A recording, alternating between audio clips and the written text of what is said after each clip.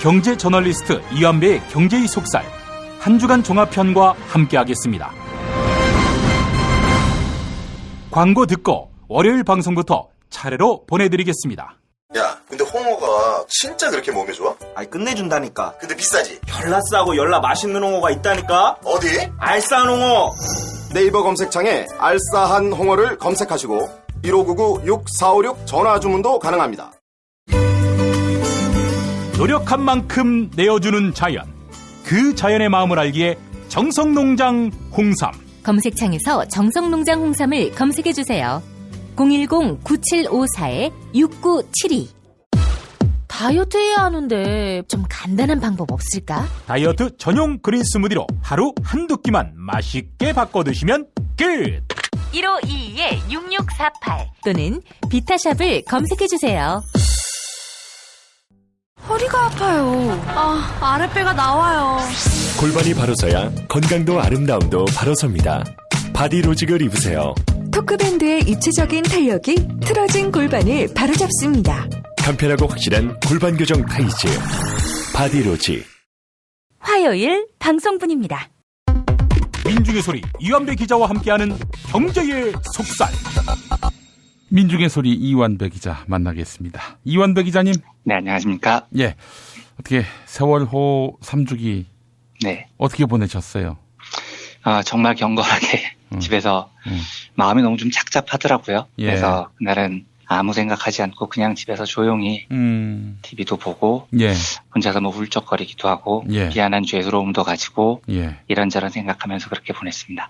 그날 뭐 하셨어요? 2014년 4월 16일에 뭐 하셨어요? 그날 제가 그 출장을 가고 있었어요. 그래서 차 안에서 그 이야기를 들었는데 예. 두 분이랑 같이 출장을 가고 있었는데 너무 쇼크를 받아가지고 차를 중간에 세웠습니다. 그리고 계속 그 소식을 핸드폰을 통해서 봤는데 저는 그때 제가 청바지를 입었고 티셔츠를 뭐 입고 있는지도 다 기억이 납니다. 그날 하루가 정말로 기억에서 사라지지가 않고 예. 그게 이 비주얼로 나타나니까요. 예. 정말 어떻게 감당이 안 될 정도로 트라우마가 돼버리더라고요. 지금도 예. 그렇습니다. 지금도. 예. 네. 어떻게 가해자인 사람들은 까맣게 잊을 수 있을까요? 그러니까요. 말도 안 되는 소리죠. 예. 말도 안 되는 소리입니다. 전혀 안 잊고 있을 겁니다. 틀림없이. 네. 예. 네. 자, 월요일 이제 지나서 화요일 방송인데 오늘 어떤 얘기 해볼까요? 예, 지난 주말에 못했던 신주인 수권부 자체를 하느라고 빼먹었던 주말 경제학을 돌려서요. 네, 경제학 시간을 가져보도록 하겠습니다. 예. 오늘 소개해드릴 경제학 개념은 그 스톡데일 패러독스라는 건데요. 제가 이 개념을 굉장히 좋아합니다. 네, 사실 제 인생의 신조 같은 이론이기도 해요. 근데 이걸 소개해드리기 전에 제 개인적인 성향을 먼저 말씀을 드리면요. 저는 굉장히 지독한 낙관주의자입니다. 그러니까 세상이 하루하루 진보한다고 확신하고요. 가끔 역사가 퇴보하는 것처럼 보여도 이건 시간의 문제지. 역사는 반드시 끊임없이 보다 평등하고 보다 사람들이 살만한 세상으로 걸어간다 이렇게 믿는 사람이에요. 근데 이런 낙관주의를 가진 사람들이 빠지기 쉬운 굉장히 큰 위험 요소가 있습니다. 이 위험에 빠지면 낙관주의자들이 역사에 큰 실수를 하는 경우가 많아요. 그래서 저는 스스로를 굉장히 강력한 낙관주의자라고 믿으면서도요.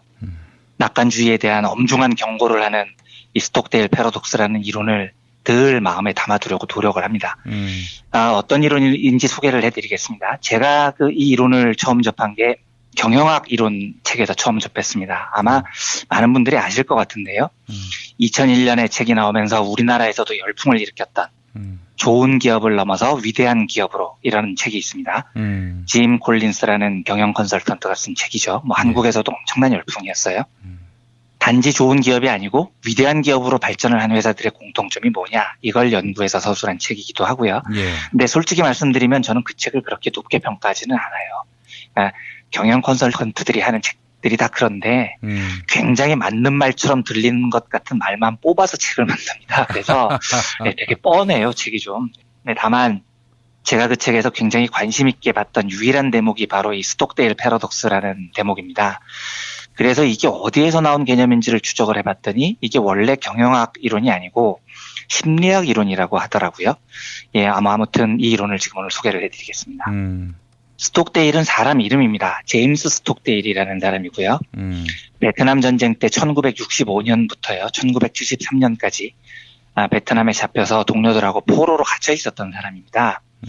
그리고 미군 해군사관학교 출신인데 해군에서 비행기 모는 것을 배워서 해군 소속 항공조종사 장교였습니다. 포로로 잡힐 당시 중령이었고요. 그런데 북베트남 지역에서 비행기를 몰고 임무를 수행하다가 대공포에 격추를 당합니다.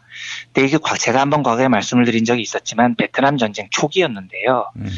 이 베트남 공산당 입장에서는 진짜 미군들의 침략은 말도 안 되는 침략이었어요. 예. 동킹만 사건이라고 북부 베트남 동킹만에서 미군 발표로는 베트콩이 먼저 포격을 해서 미군이 참전한다고 주장을 했는데 이게 나중에 뉴욕타임스에 의해서 밝혀지죠. 이게 미국 군수자본애들이 조작을 한 사건이었던 겁니다. 예. 그러니까 베트남 입장에서는 미국이 진짜 말도 안 되는 이유를 댄 다음에 자국을 침략한 악랄한 침략자들이었던 거죠. 그러니까 베트콩이 이 중령 고위 장교를 붙잡은 다음에 이 스톡데일한테 잘해줬을 리가 없는 겁니다. 민족의 원수니까요.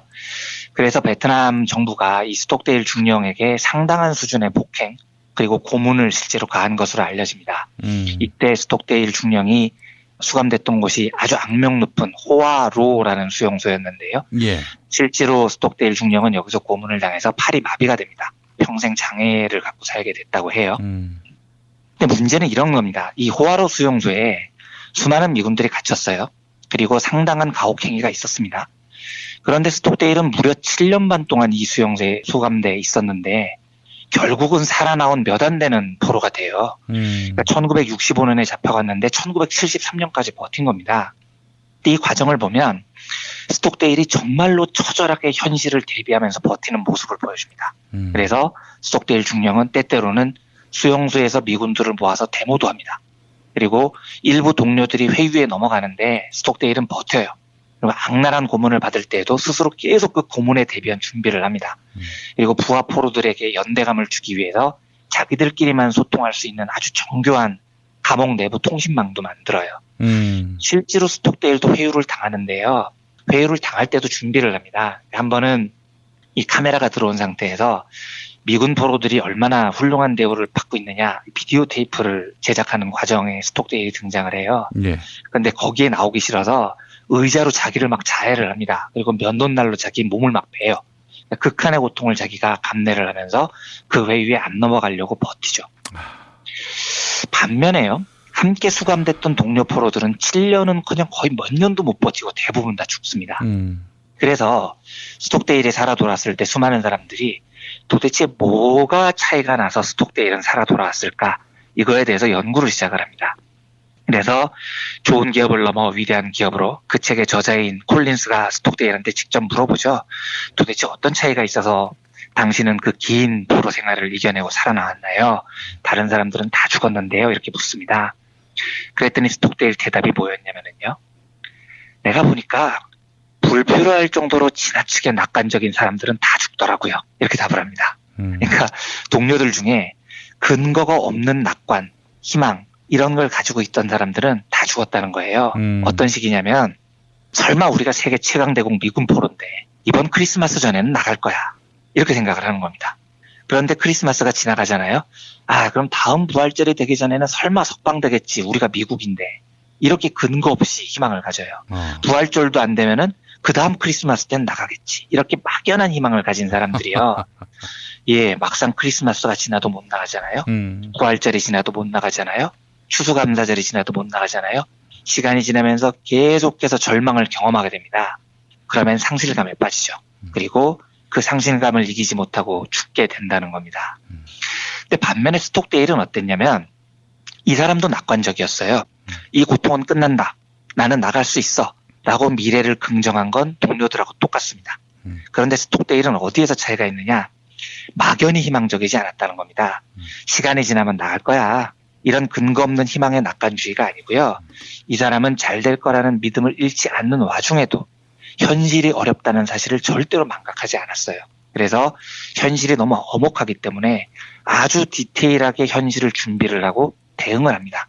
그리고 당장 내가 원하는 결과가 나오지 않아도 이번 크리스마스에 석방되지 않아도요. 실망하지 않는 겁니다. 또 다시 다가올 미래를 준비를 해요. 닥친 고난을 의연하게 대처하죠.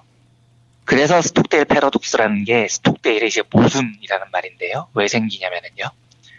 미래에 대해서 희망을 갖는 건 좋은데 이 낙관주의에도 극단적인 두 패러독스, 모순이 있다는 겁니다. 그러니까 근거 없이 낙관을 하는 사람들은 아유 그냥 무조건 잘 될 거야 이렇게 자기중심적으로 희망을 갖는 사람은요. 그 낙관주의가 결국은 그 사람을 파멸로 몰고 간다는 거예요. 반면에 정말로 필요한 낙관주의는 어떤 거냐면 현실이 어렵다는 걸 인정합니다. 하지만 더 나은 미래가 올 거라고도 믿어요. 그래서 그 신념을 기반주의로 낙관주의를 고수합니다. 이렇게 현실을 대비하는 낙관주의는 쉽게 안 무너진다는 거죠. 그리고 이런 사람들은 자기가 원하는 세상이 오늘 오지 않아도요. 절망하지 않고 또 준비를 한다는 겁니다. 제가 이제 낙관주의자라고 말씀을 드렸는데요. 제가 낙관주의자이면서도 이 스톡데일 패러독스를 항상 마음에 새기는 이유가 이런 겁니다. 저는 정말로 인류가 진보하고 있다고 믿습니다. 그리고 낙관주의를 안 버려요. 그런데 오늘이 지나면 내일이 진짜 좋은 세상이 올 거야. 이렇게 근거 없는 낙관주의는 갖지 않으려고 노력을 해요. 왜냐하면 그런 근거 없는 희망에 기대서 살면 안 오면 너무 서운하거든요. 그리고 실제로 현실은 너무 엄혹하고요. 현실은 자본이 지배하는 세상이지 않습니까? 세월호 참사로 수백 명의 아이들이 목숨을 잃는 게 우리 현실이잖아요. 예. 백남기 열사께서 물대포를 맞고 돌아가시는 게 우리 현실입니다. 하지만 신념을 바탕으로 한 낙관주의는 그 엄혹한 현실을 보면서도 어떻게든 싸울 방법을 찾아 나가야 됩니다. 그리고 그 현실에 대비를 해야 되죠. 포로 수용소의 스톡데일이 그랬던 것처럼요. 제가 이 이야기가 요즘 매우 절실하게 마음에 더 와닿는 이유는요. 반기문 씨, 또 정운찬 선생님, 그리고 안철수 이런 분들을 보면서도 그런 생각이 드는 거예요. 그러니까 반기문 씨 같은 경우는 스톡데일 패러독스에 걸린 진짜 압권인 분이었습니다. 저는 솔직히 이분이 처음에 한국에 들어올 때 긴장을 좀 했거든요. 예. 야, 이 상대가 세다. 지지율도 높다. 그러면 이제 싸워야 되는 쪽에서는 준비를 좀 단단히 해야 되겠다. 이렇게 저는 생각을 했어요. 그래서 나름대로 기자의 한 명으로서 반기문하고 어떻게 싸울까 이런 준비를 계속 하고 있었습니다. 근데 이분은요. 진짜 맷집이 제로더라니까요. 그러니까 이쪽에서 제대로 몇 대 치지도 않았어요. 사실은요. 그런데 기자들한테 스스로 삐지고 돈 없다고 징징대더니 바로 사퇴를 해버리는 겁니다. 사실 그 사퇴하시기 전날까지만 해도 제가 반기문의 경제가 얼마나 나쁜 경제인지 막 자료를 모으고 있었거든요. 그리고 기사를 쓰려고 준비를 했는데 기사를 쓰지도 않았는데 이쪽에서는 섀도우 복싱하고 있는데 한 대도 제대로 안 휘둘렀는데 그냥 다운이 돼버리는 겁니다. 그래서 제가 그때 한참을 웃었어요. 사실은요. 그러니까 이런 사람은 어떤 사람이냐면 스톡데일 패러독스에 의해서 근거 없는 낙관주의를 가진 사람들입니다. 예. 그냥 자기가 한국에 오면 무조건 꽃가마 탈 줄 알았던 거죠. 세상 사람들이 다 유엔 사무총장이었던 자기를 칭송할 줄 알았고요. 자기는 온 국민의 열렬한 지지를 받으면서 대통령이 될 줄 알았던 거예요. 이런 사람들이 감옥에 있으면서도 크리스마스가 되면 나갈 거야. 부활절이 되면 나갈 거야. 나는 한국에 가면 대통령이 될 거야. 이러고 있는 사람들인 겁니다. 예. 근데 이런 근무조들은요. 막상 현실이 엄혹하다는 사실을 딱 마주치잖아요. 그러면 이 꽃길을 걸었던 사람들은 자기가 갖고 있던 낙관주의가 완전히 멘탈 붕괴의 원인으로 작용을 합니다. 그래서 스스로 몰락을 해버려요. 그 포로 수용소에 있다가 몇 번 절망이 반복되면 스스로 목숨을 끊는 그런 사람들이 돼버리는 거죠. 제가 그 대선 출마를 포기하셨다는 정운찬 선생님한테 진짜 안타까운 게 그런 겁니다. 예. 정운찬 선생님 제가 뵈면 꼭 해드리고 싶었던 말씀이 선생님 현실이 그렇게 녹록지 않습니다. 이런 말씀을 꼭 드리고 싶었어요. 그런데 정운찬 선생님은 그러셨던 것 같아요. 야, 내가 그래도 우리나라 경제학계에서 조순 선생님 뒤를 잇는 대가인데 내가 정치를 한다고 하면 바로 대통령 후보 반열에 올라야지. 이런 환상 속에서 사셨던 것 같아요. 이분이요. 근데 정작 나와보니까요. 예. 현실에서 정운찬 선생님을 누가 대통령감이라고 생각하냐고요.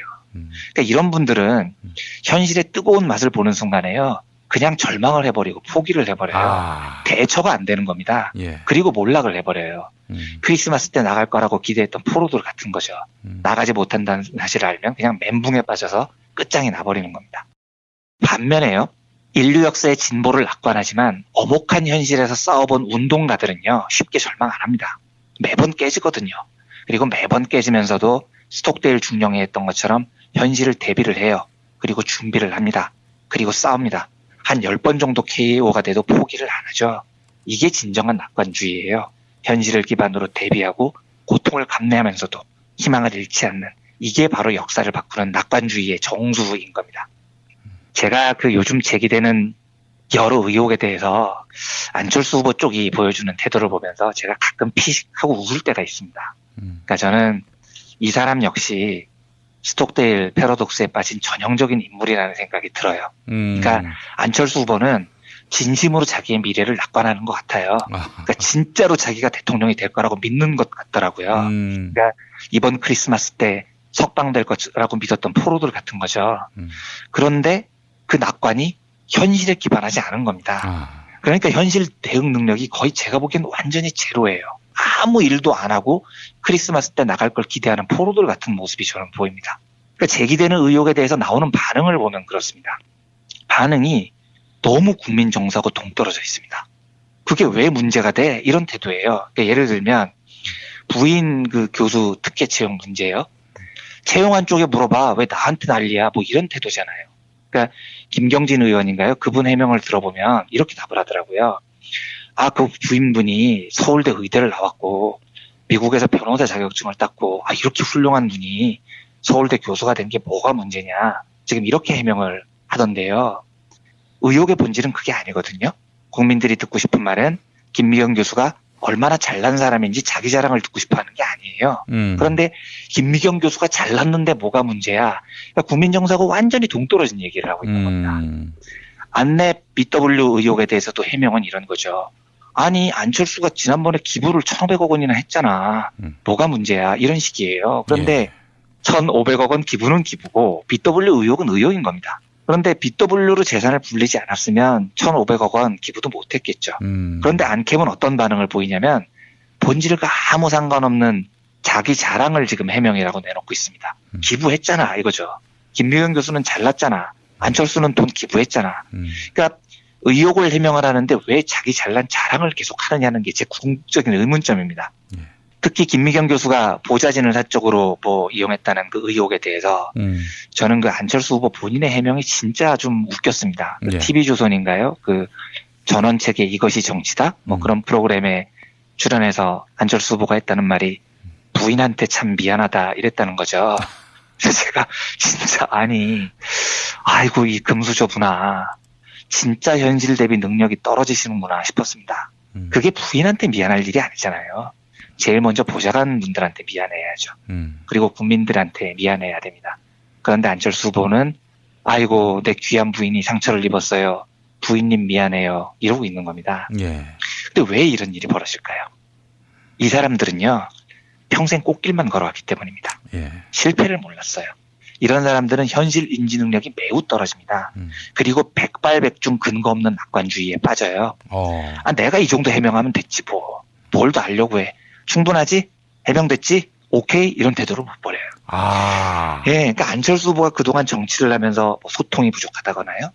혼밥을 한다거나요? 기자들 앞에서 자기 할 말만 하고 휙 떠나버린다거나요? 이런 비판들이 많이 나오잖아요. 왜냐하면 성공한 삶에서 나오는 자기 자부심이 너무 강하기 때문입니다. 그래서 현실을 몰라요. 자기가 이렇게 행동을 하면 다 자기 뜻대로 풀릴 거라는 환상 속에서 삽니다. 반기문 씨가 저지른 똑같은 근거 없는 낙관주의에 빠져버리는 거죠. 사실 저는 안철수 후보가 정치를 하면서도 제 생각입니다. 대운이 따른 정치인이라고 저는 생각을 해요. 대운이 따른 정치인. 큰 운이 따른 정치인이다. 그러니까 기업인으로 살다가 어느 날 갑자기 한국 정치에 굉장히 중요한 인물이 됐죠. 새 정치의 상징이 되기도 했고요. 그런데 박원순 시장하고 서울시장 후보 단일화할 때요. 안철수 후보가 양보하면서 일약 대권 후보 반열로 올랐는데 양보하는 정치인이라는 자산도 얻었고요. 한번 냉정하게 생각을 해보면요. 박원순 시장은 시민운동의 대부였습니다. 진짜 수십 년을 현장에서 대굴대굴 구르면서 싸운 시민운동의 거장이었어요. 그리고 운동하는 후배들에게 존경받는 선배였습니다. 정치적으로 남긴 족적을 봐도요. 안철수하고 박원순은 비교가 안 되는 사람이었습니다. 안철수 후보가 한국 정치에 남긴 게 뭐가 있다고 박원순 시장하고 비교가 됩니까? 그런데 박원순 시장에게 양보를 한 압도적인 권한과 명성을 얻었죠. 그리고 민주당을 탈당하고 뛰쳐나갔는데 단번에 40석 의석을 거머쥐면서 독자 세력을 만들었죠. 그러니까 삶 전체적으로도 그렇지만 안철수 씨는 정치적으로도 실패를 안 해본 겁니다. 꽃길만 걸은 사람이에요. 이런 사람들의 특징은 자신의 삶을 엄청나게 낙관합니다. 근거 없이요. 그래서 저는 안철수 후보가 정말로 자기가 대통령이 될 거라고 확신한다는 걸 저는 믿어 의심치 않아요. 인생에 실패를 안 해봤잖아요. 예. 그런데 이런 환상 속의 낙관주의자들은요, 현실의 혹독함을 모릅니다. 그래서 정말로 검증이 시작이 되면은요, 대비를 못해요. 왜냐? 의혹 제기? 내가 아니라면 아닌 거지 왜 시끄럽게 떠들어? 이렇게 뭉개버리는 거예요. 박근혜가 예전에 네. 박지만 비리 의혹 나왔을 그렇죠. 때 네. 아니 내 동생이 아니라고 했는데 아닌 거 아니에요? 바로 그겁니다. 예. 그러니까 실패를 모르는 사람들은 자기가 말하면은 그게 다 해결이 된다고 현실 대비 능력이 제로로 떨어지는 겁니다. 그런데 이런 사람들은 결국은 현실의 엄혹한 검증의 그 고통을 맛보게 되면 나중에 한꺼번에 와르르 무너지게 됩니다. 제가 존경하는 위대한 사상가 그람시가 이렇게 말을 합니다. 우리는 지성의 비관주의와 의지의 낙관주의를 동시에 가져야 된다고요. 그러니까 현실이 엄혹하다는 사실을 알고요. 이성적으로는 비관을 하는 겁니다. 그런데 더 나은 세상이 올 거라고 믿고 의지로는 낙관의 희망을 잃지 않는 겁니다. 그래서 예. 지성의 비관과 의지의 낙관이 결합이 되면 진정한 스톡데일 같은 낙관주의자가 되는 거예요. 7년 반의 혹독한 옥고를 이겨내면서 이 현실에 대비를 하는 그런 스톡데일이 되는 겁니다. 예. 그런데 요즘 안철수 씨의 의혹에 대한 대응을 보면 너무 국민 정서하고 동떨어지는 걸 제가 보면서 반기문 씨 생각이 많이 나더라고요. 이 사람이 진짜로 실패를 모르고 자란 금수저여서 그런지는 몰라도 참 현실의 엄혹함에 대처하는 방법이 어린아이 같구나 하는 생각이 되게 강하게 들었어요. 그래서 제가 참 좋아하는 또 제 삶의 지표와 같은 이론인 스톡데일 패러독스를 오늘 경제학 시간을 빌어서 소개를 해드렸습니다. 예. 알겠습니다. 아이고, 정말 시원합니다. 이렇게 기본적으로 소통도 안 되고 공감도 안 되는 이런 분을 뭐 5년 더 경험하고 싶어 하는 분들이. 전혀 그러고 싶지 않습니다. 몇이나 있을지. 예. 네. 제가 없을 것이다라고 얘기한 거 아닙니다. 몇이나 될지. 이렇게 궁금해서 물어봤을 뿐입니다. 네, 네. 자, 이완배 기자님 오늘 말씀 잘 들었습니다. 네, 감사합니다. 정권 교체를 함께 염원하는 판촉물 쇼핑몰 네피알 기념품, 답례품, 기왕이면 네피알로 인터넷 검색창에 입력하시거나 032-519-4800으로 전화하세요. 카카오톡 아이디는 네피알. 현대인의 몸에 있는 독, 어떻게 치유할까요? 아로니아라는 열매에 강력한 효과가 있습니다. 검색창에서 장봉근 아로니아를 찾으시고 1522-1194로 하시면 됩니다. 대한한의사협회장 김필건입니다. 우리에게는 중국을 능가하는 한의학이 있습니다. 정부의 의지만 있다면 한의학으로 세계 의료 시장을 선도할 수 있습니다. 국민과 함께하는 한의학, 대한민국의 미래를 만듭니다. 수요일 방송분입니다. 민중의 소리 이완배 기자와 함께하는 경제의 속살. 이완배 기자님 나와 계시죠? 네, 안녕하십니까? 예. 자, 오늘 어떤 얘기 해볼까요? 네, 오늘은 모처럼 홍준표 이야기로 시작을 해보겠습니다. 근데 이제 어느덧 홍준표라는 이름만 들어도 이제 웃음부터 나오는 상황이 됐죠. 제가 기억을 해보니까 홍준표 이야기는 후보가 되고 뭐 이런 걸 떠나서 그건 경제의 속살에 한 1년 만에 등장시키는 것 같아요. 네. 아니, 전에 언급한 적이 있었어요? 예, 예전에 그 홍준표가 부채제로 뭐 이 얘기를 했을 때 작년에 딱 한 번 이야기를 한 적이 있었습니다. 예. 근데 제가 홍준표 후보 이야기를 잘 안 드렸던 이유는 그 개소리도 좀 정덕껏 해야 대꾸를 하는 거거든요. 그런데 너무 심해서 뭐 별로 관심을 안 두고 있다가 오늘도 그랬다고 그러죠. 뭐 가사노동은 하늘이 정해준 뭐 순리라고요. 네, 그래서 이게 저는 이거 보고 나서요. 어떤 생각이 들었냐면은 이 양반이 이제는 본인의 당선이 아니라 안철수 후보의 당선을 위해서 뛰고 있구나. 스스로 자폭을 통해서. 이거 완전히 자유한국당과 함께 이 무덤으로 들어가겠다는 의지 아니고서는 어떻게 이런 발언이 나옵니까? 그래서 제가 그 자유한국당 당원 지향자이시고 2022년 잠재적 대권 후보이신 김용민 PD님께 충고를 하나 드리자면 화이팅 해주십시오. 잘하셔야 됩니다. 세상에. 아니 제명을 취소하는 소송을 준비하고 있는데 그래서 이긴다 한들 당이 없어지면 어떡합니까? 홍준표 때문에요. 그러게 말입니다. 예. 더더욱 분발해 주셔야 될 때가 됐습니다. 아니, 분발하거나 말거나 뭐 당원 지위가 회복돼야지. 이거. 그러게 말입니다. 그런데 하여튼 뭐 오늘 제가 홍준표 후보 이야기로 브리핑을 시작하는 건 주인공이 홍준표여서는 아닙니다. 예. 그러니까 홍준표 뉴스를 먼저 말씀드리는 제 솔직한 심정은 이했다 관심 뭐 약간 이런 심리도 있기도 합니다. 그런데 관심을 가져달라고 악을 쓰시니 잠깐 관심을 가져보겠습니다. 예. 제가 소개해드릴 뉴스는 17일 그 유세 첫날 대구 동성로에서요. 홍준표 후보가 그랬다는 거죠. 쉬운 해고를 도입하면 비정규직 문제를 해결할 수 있다. 네, 그래서 기업이 노동자를 쉽게 해고하면 노동자들이 해고도 됐다가 다시 취업도 됐다가 이렇게 고용 유연성이 높아져서 비정규직이 없어진다는 주장인 것 같습니다. 예. 제가 저희 청취자분들의 높은 의식 수준을 감안하면 이런 헛소리까지 해석이 필요한 뉴스라고는 생각이 들지 않아요. 그냥 이건 뭐 바람아 불어라 그래 뭐 개야 짖어라 이러고서 이제 넘어가면 되는 소리입니다. 근데 제가 오늘 정말 드리고 싶은 이야기는 홍 후보의 저 논리가 아니고요. 한 사회가 노동이라는 걸 바라보는 시각이 어떠해야 되는지를 말씀을 드리고 싶습니다.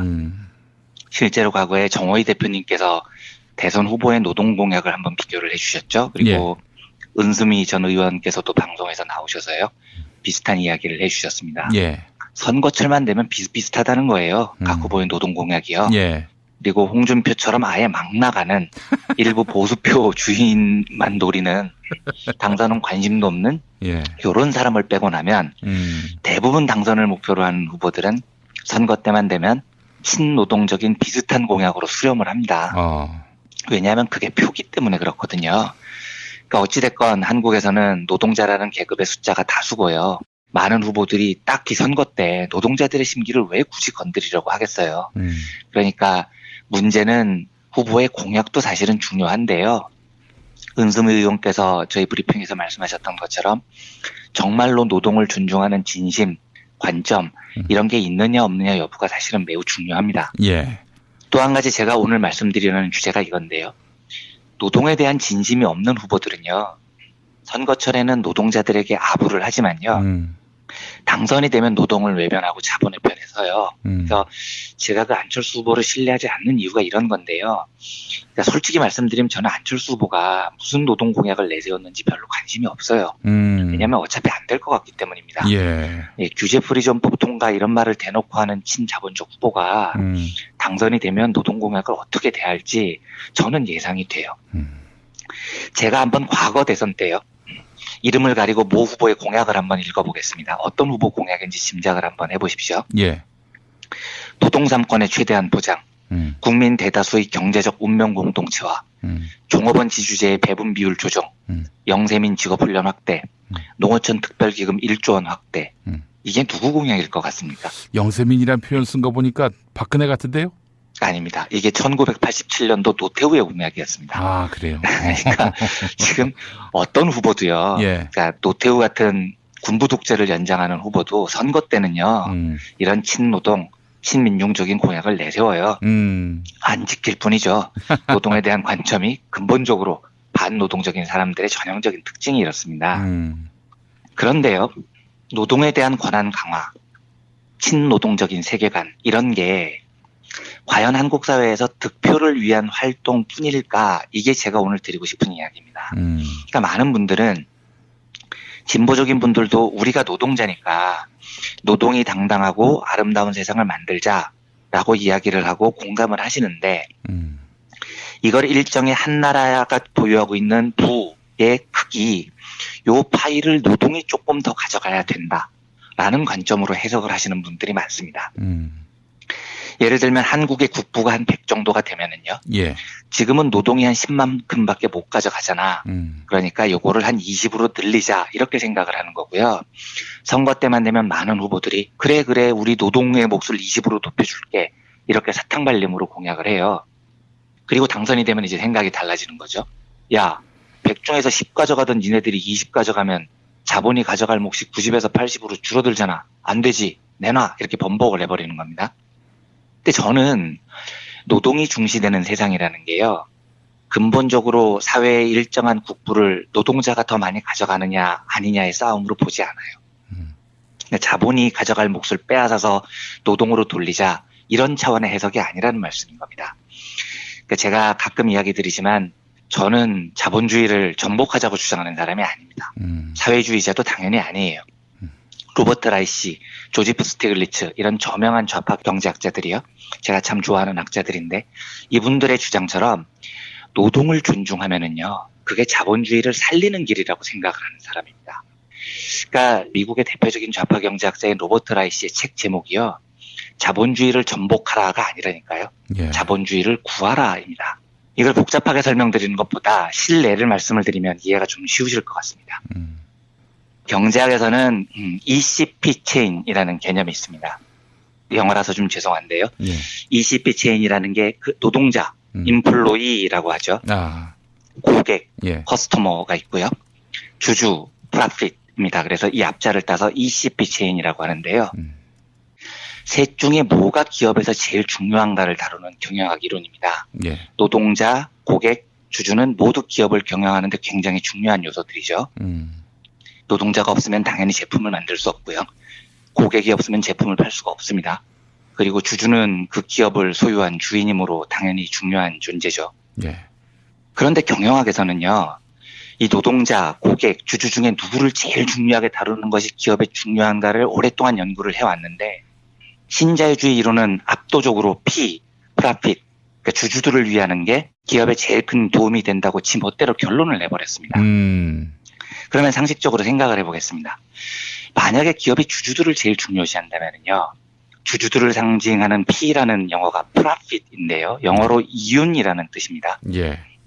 기업이 이 이윤만 죽도록 추구하면 어떻게 되겠습니까? 소비자들은 어떻게 되죠? 매일 비싼 가격에 바가지를 써야 됩니다. 예. 그래야 기업 이윤이 늘어납니다. 호구가 많을수록요. 노동자들은요. 매일 착취를 당해야 됩니다. 그래야 기업들의 비용이 주니까요. 그러면 이윤이 늘어나죠. 그래서 ECP 체인 중에 주주를 우선으로 하면 나머지 노동자하고 소비자는 쉴 새 없이 착취를 당한다는 전제가 있는 겁니다. 신자유주의가 주장했던 ECP 체인 중에 P, 주주를 최우선으로 하자는 선택은 그야말로 최악의 선택인 겁니다. 반대로 소비자, 커스터머 이것만 강조하면 어떻게 될까요? 소비자들에게 오로지 싸고 좋은 품질의 제품을 공급하자. 예. 이 취지가 나쁘다는 게 아니고요. 이걸 이뤄내려면 노동자들의 만족도를 엄청나게 희생을 해야 돼요. 예. 저는 그래서 고객이 왕이다. 이 말을 별로 안 좋아합니다. 가끔 그 이자카야 같은 술집이나 아니면 패밀리 레스토랑 같은 데 가보면은요. 예. 서빙 받으시는 노동자분들이 주문을 받을 때 무릎을 꿇고 주문을 받는 경우가 있어요. 비행기도 예. 그래요, 비행기도. 그렇죠. 예. 근데 저는 그걸 보면 억장이 무너집니다. 왜 이걸 시킬까요? 그 경영자의 취지는 이런 거죠. 소비자에게 최고의 서비스를 제시한다는 거죠. 예. 그래서 매장에 들어가면 어서 오세요 고객님 하고 정말 훈련된 미소, 고객을 막 왕처럼 떠받드는 그 자기적인 훈련 이런 게 나옵니다. 그런데 저는 그걸 보면 저걸 위해서 노동자들이 얼마나 심각한 정신노동 착취를 당할까 이런 끔찍한 상상이 들어요. 지금 김용민 PD님께서 말씀하셨듯이 비행기도 그래요라고 얘기를 해주셨는데 땅콩회항 조연아가 한 짓이 그거거든요. 명색은 땅콩을 왜 접시에 안 담아내놓고 봉지째로 주냐 이런 거였죠. 예. 고객에게 더 친절하라는 명목으로 노동자들에게 시비를 건 겁니다. 물론 그 사건은 전적으로 조연아가 또라이여서 생긴 일이지만 명목은 노동자 니들 왜 고객들한테 똑바로 하나 이렇게 시작이 된 겁니다. 예. 1등석 고객들을 최대한 만족시키라는 거죠. 그러려면 땅콩을 접시에 담아야지 개떡 같은 노동자 죽을래? 뭐 이런 거였지 않습니까? 예.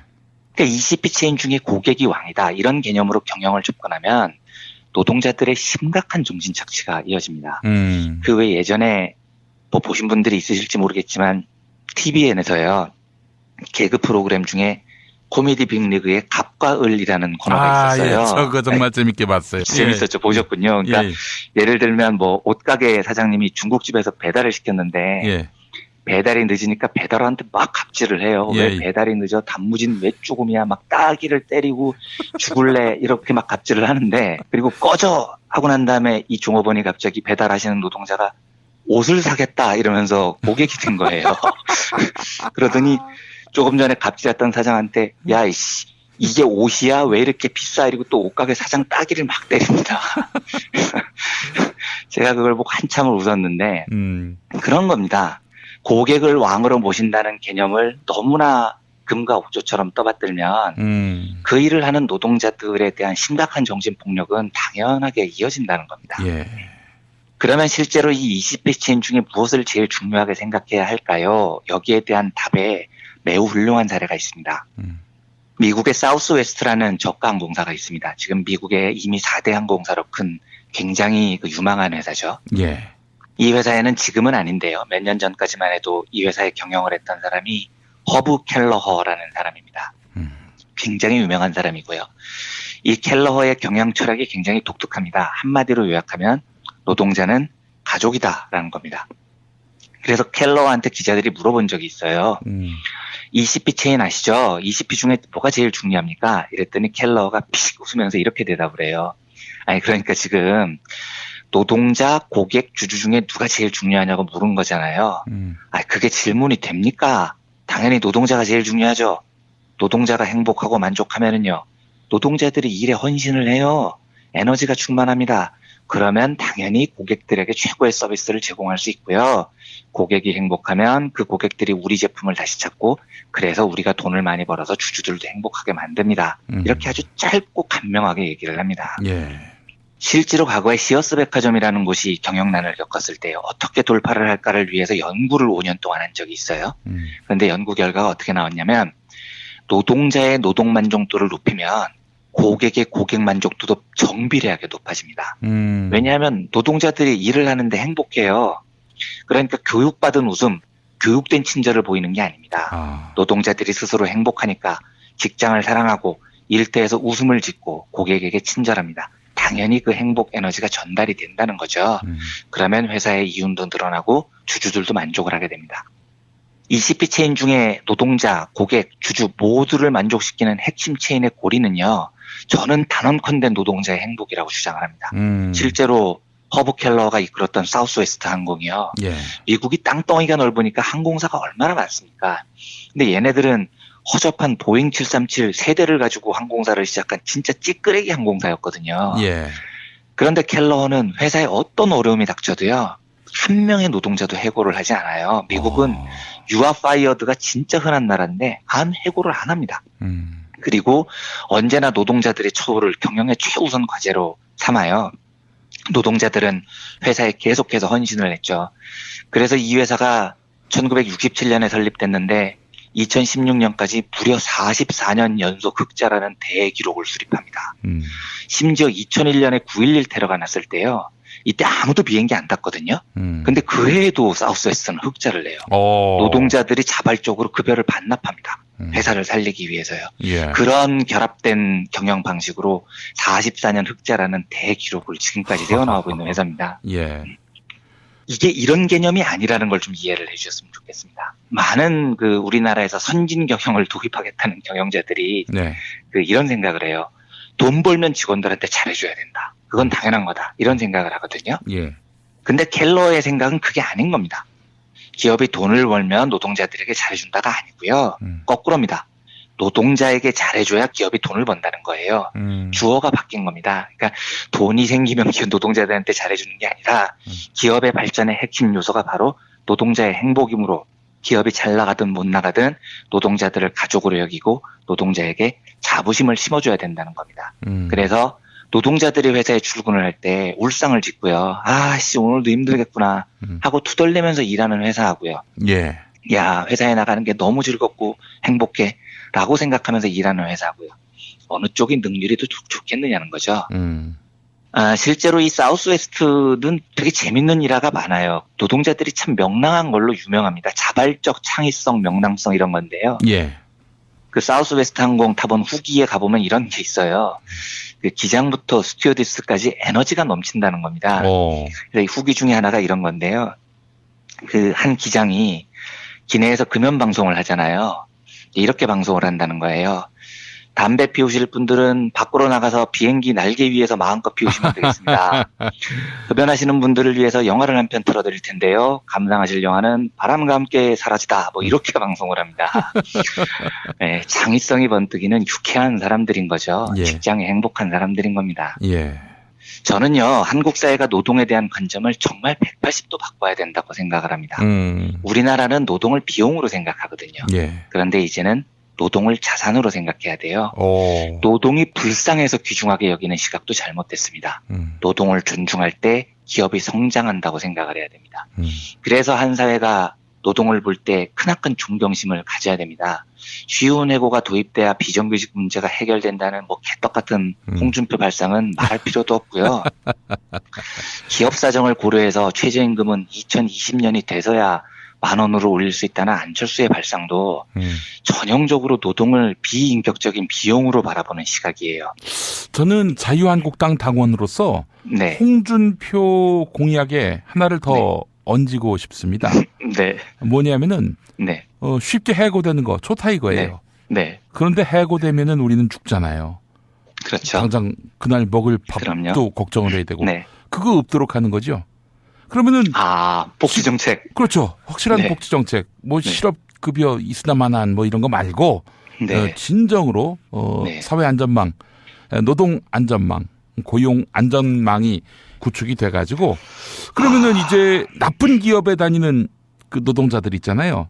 네. 그래? 이 족 같은 회사 그만두지 뭐. 네. 이 그만둬 버리면은 사용자들이 말이죠. 노동자들을 함부로 대할 수 있겠습니까? 노동자들을 붙잡기 위해서 무던히도 노력하지 않겠는가? 제가 지금 쇼크를 받았습니다. 그렇습니까? 이게요. 정말 놀랐는데요. 예. 지금 말씀하신 게 렌 메이나드 모델이라는 북유럽에서 주창을 하는 유명한 산업구조조정 이론입니다. 그렇습니까? 한 사회의 산업구조조정을 하기 위해서는 노동자들의 사회 안전망을 어떻게 높여야 하며 예. 그래서 지금 현재 북유럽 국가들이 이행하고 있는 아주 탄력적인 4차 산업으로의 급속한 이동을 북유럽은 어떻게 노동의 안정성을 해치지 않고 이행을 했느냐에 대해서 정제하게 내놓은 이론 중에 가장 설득력이 있는 모델이거든요. 제가 지금 쇼크를 받았습니다. 이 놀라운 통찰력이에요. 렌 뭐라고요? 렌 메이나드 모델이라고 하는데요. 예. 제가 이걸 조만간 한번 소개를 다시 해드리도록 하겠습니다. 이 참 훌륭한 경제학자들이 테이블에서 연구를 하지만 제가 늘 말씀드리듯이 경제학은 경제학자들의 어려운 용어가 아니고요. 사회에 대한 애정을 가진 사람들의 이 건강하고 평범한 언어라는 걸 제가 다시 한번 깨달았습니다. 아이고. 갑자기 늘 그랬지만 무한한 존경심을 보입니다. 조만간 진짜 이 이야기를 받들어서 렌 메이나드 모델에 대해서 제가 한번 소개를 따로 해드리겠습니다. 기대됩니다. 예. 네, 하여튼 마무리하자면 문제는 공약도 중요하지만요. 진짜 노동을 바라보는 따뜻한 존중의 시각이라고 저는 생각을 합니다. 그래서 노동자가 행복한 사회를 만드는 것이 우리 사회의 경제를 발전하는 시각이다. 노동자들의 몫을 늘려준다는 시각을 넘어서서 이 사회를 발전시킬 수 있다는 새로운 시각이 확보됐으면 좋겠습니다. 그래서 이번 대선에서도 노동자 표를 의식한 공약에서 그치지 말고요. 근본적으로 노동을 바라보는 따뜻한 시각이 확산되는 그런 선거가 되기를 바라는 마음으로요. 오늘 20피치엔 이야기를 전해드렸습니다. 예, 알겠습니다. 이완배 기자님 말씀 잘 들었습니다. 네, 감사합니다. 술자리 많은 요즘 3차까지 달린 당신을 위한 필수품. 전창걸의 새싹 땅콩차. 이제 속쓰림은 잊으세요. 070-8635-1288 070-8635-1288 깨끗한 국내산 닭만 씁니다. 그래서 최고의 맛 킹 닭갈비. 국내 최초 짜장맛, 파스타맛 킹 닭갈비도 출시됐습니다. 전화 주문은 032-556-3770 032-556-3770 안녕하세요. 내가 중고차를 사고 파는 조광래 중고차 1800-9538 고맙습니다. 목요일 방송분입니다. 민중의 소리 이완배 기자와 함께하는 경제의 속살. 민중의 소리 이완배 기자 만나겠습니다. 이완배 기자님. 네, 안녕하십니까. 예. 감기 걸리셨어요? 아니요, 좀 목이 안 좋습니다. 죄송합니다. 목이 항상 안 좋으셔서 걱정입니다. 이거 어떻게 좀 도와드릴 길이 없나. 네, 제가 노력해서 좀 나아지도록 하겠습니다. 예. 우리 이완배 기자님의 목은 개인의 목이 아닙니다. 예. 분명히 아셔야 됩니다. 예. 네. 자, 오늘 어떤 얘기를 준비하실까 슬쩍 여쭤보니까 4차 산업혁명에 대한 빛나는 심상정의 경제 공약. 네. 정호희 문자당 대표께서 네. 사실은 4차 산업혁명에 대한 그렇죠. 개괄적인 이제 설명을 좀 해주시고 또 구체적으로 노동과 맞물려서 어떻게 이 4차 산업혁명 시대에 우리가 서야 할지를 짚어주셨는데 우선은 그때 방송 들으신 분도 있겠지만은 4차 산업혁명이 뭔지 3차, 2차, 1차는 또 뭔지 이거 좀 한번 개괄적으로 설명을 좀 해주시겠습니까? 예, 그 산업혁명이라는 게요, 그 생산성이 비약적으로 바뀌는 계기를 주로 이야기를 하죠. 그래서 증기기관이 만들어진 거를 우리가 보통 1차 산업혁명이라고 하고요. 예. 그리고 전기가 도입이 된 걸 2차 산업혁명이라고 보통 이야기를 합니다. 그리고 인터넷 이런 것이 도입이 된 것을 3차 산업혁명이라고 보고요. 이제부터는 뭐 로봇, 인공지능 이런 게 도입이 되는 것을 4차 산업혁명이라고 보통 일반적으로 분류를 하는데 정호희 대표님께서도 말씀하셨듯이 이 4차 산업혁명은 아주 뭐 딱 떨어지긴 아니는 그런 개념은 아닌 것 같아요. 그리고 지금 말씀을 해주셨지만 그 정호희 대표님께서 2주에 걸쳐서 노동의 관점으로 4차 산업혁명에 대해서 말씀을 해주셨잖아요. 근데 혹시 안 들으신 분이 있다면 정말로 강추드립니다. 꼭 골라서 들어보시기를 권합니다. 저도 정말 이렇게 그 공손하게 손 모으고 경청을 했습니다. 그래서 그 이야기의 연장선이니까 본질적인 이야기는 정호희 대표님의 방송을 대청소로 꼭 한번 들어보셨으면 좋겠다는 권유도 좀 드리고 싶습니다. 오늘 그 정호희 대표님께서도 짧게 이야기를 해주셨지만 심상정 후보의 경제 공약을 설명을 드리려고 해요. 제가 가급적이면은 아주 눈에 띄는 공약이 아니면 대선 후보들의 공약을 잘 말씀 안 드리려고 합니다. 왜냐하면 저는 대선 후보들의 공약의 부분을 그렇게 중요하게 생각하지는 않습니다. 그러니까 선거라는 국면에서 공약은 약간 과장되기 마련이거든요. 그리고 정말로 과도한 철학의 부재가 나은 현상이 아니라면 저는 후보들이 어느 정도 중도화 경향을 보이는 것도 이해하고 넘어가려는 쪽이에요. 그러니까 제가 과거의 선거의 경제학 이런 걸 말씀드리면서 어찌됐건 후보들은 특히 양자구도에서는 중도화를 표방을 하는 게 득표에 유리합니다. 그게 경제학의 가르침이고요. 그렇기 때문에 정치인이 선거 때 중도성을 띠는 공약을 말할 수 있다고 저는 봅니다. 다만 그때도 말씀드렸듯이 정치인은 그럴 수 있는데 운동가들은 중도화를 표방해서 민심을 얻는 게 아니고 그 중도의 마음을 궁극적으로 진보로 돌려놓는 활동을 해야 되는 사람들이라고 믿는 겁니다. 그래서 저는 그 공약 부분에 대해서는 늘 조금 관대한 편이었어요. 그래서 공약 하나를 붙잡고 이건 정말 잘못됐어 이런 말을 잘 안 합니다. 반면에 어떤 공약에서 후보의 득표 전략이 아니고 철학이 드러날 때가 있어요. 이건 굉장히 중요하게 생각합니다.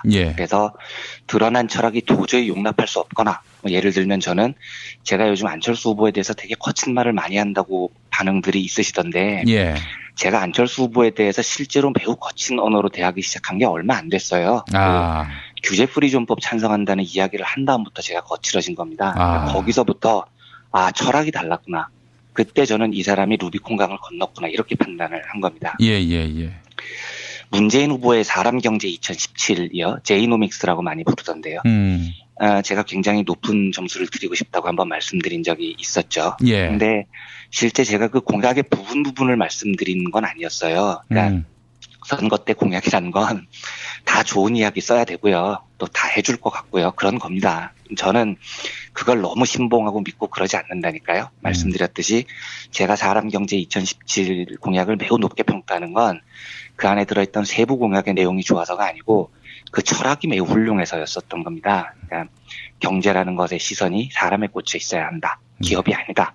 그런 면에서 저는 그 공약을 매우 높게 평가를 하고 싶었던 거고요. 오늘 심상정 후보의 공약 하나를 소개해 드리려고 하는데요. 이것도요. 심상정 후보의 개별 공약이 참 다 해줄 것 같다. 아주 인기 끌 것 같다. 뭐 이런 취지에서 드리는 말씀이 아닙니다. 그 공약의 배경이 되는 심 후보의 철학이 매우 훌륭해서 드리는 이야기예요. 우선 소개해 드릴 공약을 잠깐 보죠. 생태경제 고속도로와 과감한 사회혁신으로 대한민국 경제에 새로운 기회를 열겠다. 산업혁명 4.0에 대한 공약입니다. 태양에너지, 해상풍력단지, 에너지 저장 장치 등 생태혁신 인프라 투자를 과감하게 주도하겠다.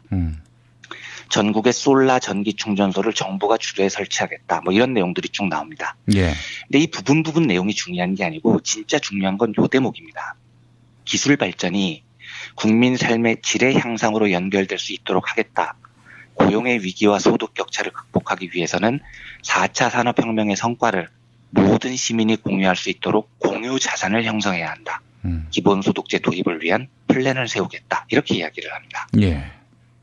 놀라운 발상의 전환이죠. 저는 이 대목을 보면서 참 별빛처럼 반짝이는 사고방식의 전환이다라는 생각이 들었습니다. 별점 5개가 만점이라면 저는 별점 5개가 아니고 한 500개를 드린 다음에 두고두고 쓰시라고 말씀을 드리고 싶어요. 그럴 정도로 훌륭합니다. 이 발상이 어떻게 출발을 하냐면요. 정호희 대표님께서도 말씀해 주셨지만요. 산업혁명이라는 건 단순한 기술의 발전으로 끝나지 않아요. 당연히 노동의 소외를 가져옵니다. 쉽게 말하면 노동자들이 일자리를 잃게 된다는 거죠. 단순히 알파고만 생각해봐도요. 이제는 변호사, 교사, 의사 이런 것도 다 이제 인공지능이 담당한다는 거잖아요. 예. 그러면 알파고를 만든 구글은 떼돈을 벌겠죠. 그런데 변호사, 의사, 교사는 다 거지가 될 겁니다. 그러면 사람들 머릿속에 그거 당연한 거 아니야? 자본주의라는 게 그렇지. 능력 있고 기술 개발한 놈이 다 가져가는 거지. 이렇게 간단하게 생각을 할 문제가 아니에요. 예. 왜냐하면 변호사, 의사, 교사가 다 거지가 되고 나서 구글이 떼돈을 벌면 그냥 구글이 돈을 번 게 아니고요. 소비자들이 다 거지가 됐다는 겁니다. 그러면 기업이 만든 물건은 누가 사줍니까? 예. 구글이 게재하는 광고는 누가 봐주냐고요. 물건이 안 팔려요. 그래서 결국은 기업도 따라서 망한다는 게 문제의 본질입니다. 이걸 경제학적으로 공급 과잉이라고 하는데요. 예. 역사적으로 자본주의가 크게 위기를 겪은 시기를 보면 전부 다 이거예요. 공급 과잉입니다. 1930년 대공황도 그런 거죠. 헨리 포드가 공장에서 컨베이어 벨트 시스템을 도입을 합니다. 자동차 생산성이 5배로 늘었어요. 이 말은 노동자들의 80%가 해고됐다는 이야기입니다. 남부 거대한 미국 농장에 처음으로 트랙터가 등장을 했어요. 그래서 농장에서 고용했던 농업 노동자들이 대거 해고됐습니다. 그래서 농촌에서도 부익부 빈익빈이 심각해졌죠. 이렇게 되면요. 부자들이 잘 사느냐? 아닙니다. 부자들이 하는 일이 큰 농장에서 곡식 생산하는 거고 공장에서 물건 만드는 건데 이걸 누가 사주냐고요. 사줄 사람들이 전부 알거지가 돼버리는데 그래서 결국은 부자들도 같이 망한다는 겁니다. 우리 정호희 대표님이 그런 말씀하셨죠. 초창기에 부산항에 하영 노동자들이 할 일을 대체할 차량이 들어오면서 그 차량들을 바닷물에다 그냥 빠뜨려서 그냥 못 쓰게 만들었다고 하더라고요. 노동자들이. 노동자들이요? 예. 그게 이제 저희 정호희 대표님께서도 잠깐 말씀을 해주셨지만 1차 산업혁명이 일어났을 때 일어났던 러다이트 운동이라는 게 그런 겁니다. 기계를 파괴하자는 거죠. 기계가 노동자들의 삶을 뺏어가니까요. 그런데 러다이트 운동은 대부분 실패로 끝나요. 기계의 발전이 가져오는 편의를 기계를 부수는 것으로서 해결이 안 된다는 거죠. 그렇겠죠. 그러면 이걸 이제 해결을 해야 됩니다. 어떻게 해결을 하느냐. 단언하는데요. 기계를 빠개는 걸로, 구글을 습격하는 걸로, 알파고를 두들겨 패는 걸로 해결이 되지 않습니다. 기술이 발달할수록 제가 장담합니다.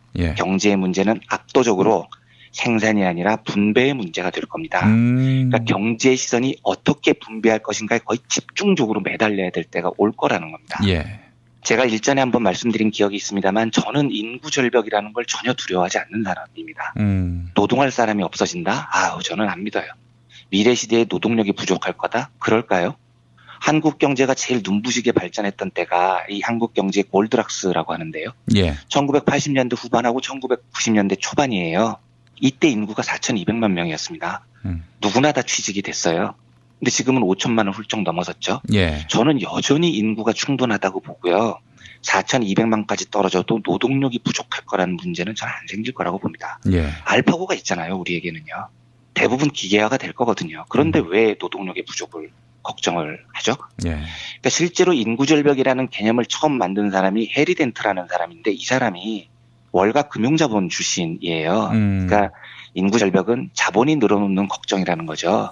자본이 왜 걱정하냐면 노동자들이 특실되는 세상을 자본이 좋아하기 때문입니다. 그래서 노동자들끼리 일자리 얻으려고 치고받는 세상을 자본은 꿈꾸죠. 그래야 최저임금 준다고 해도 노동자들끼리 경쟁을 하고요.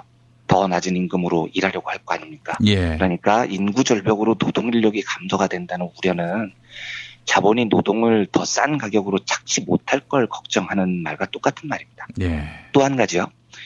자본이 인구절벽을 걱정할 때 또 하는 말이 소비 가능한 인구가 줄어든다는 거죠.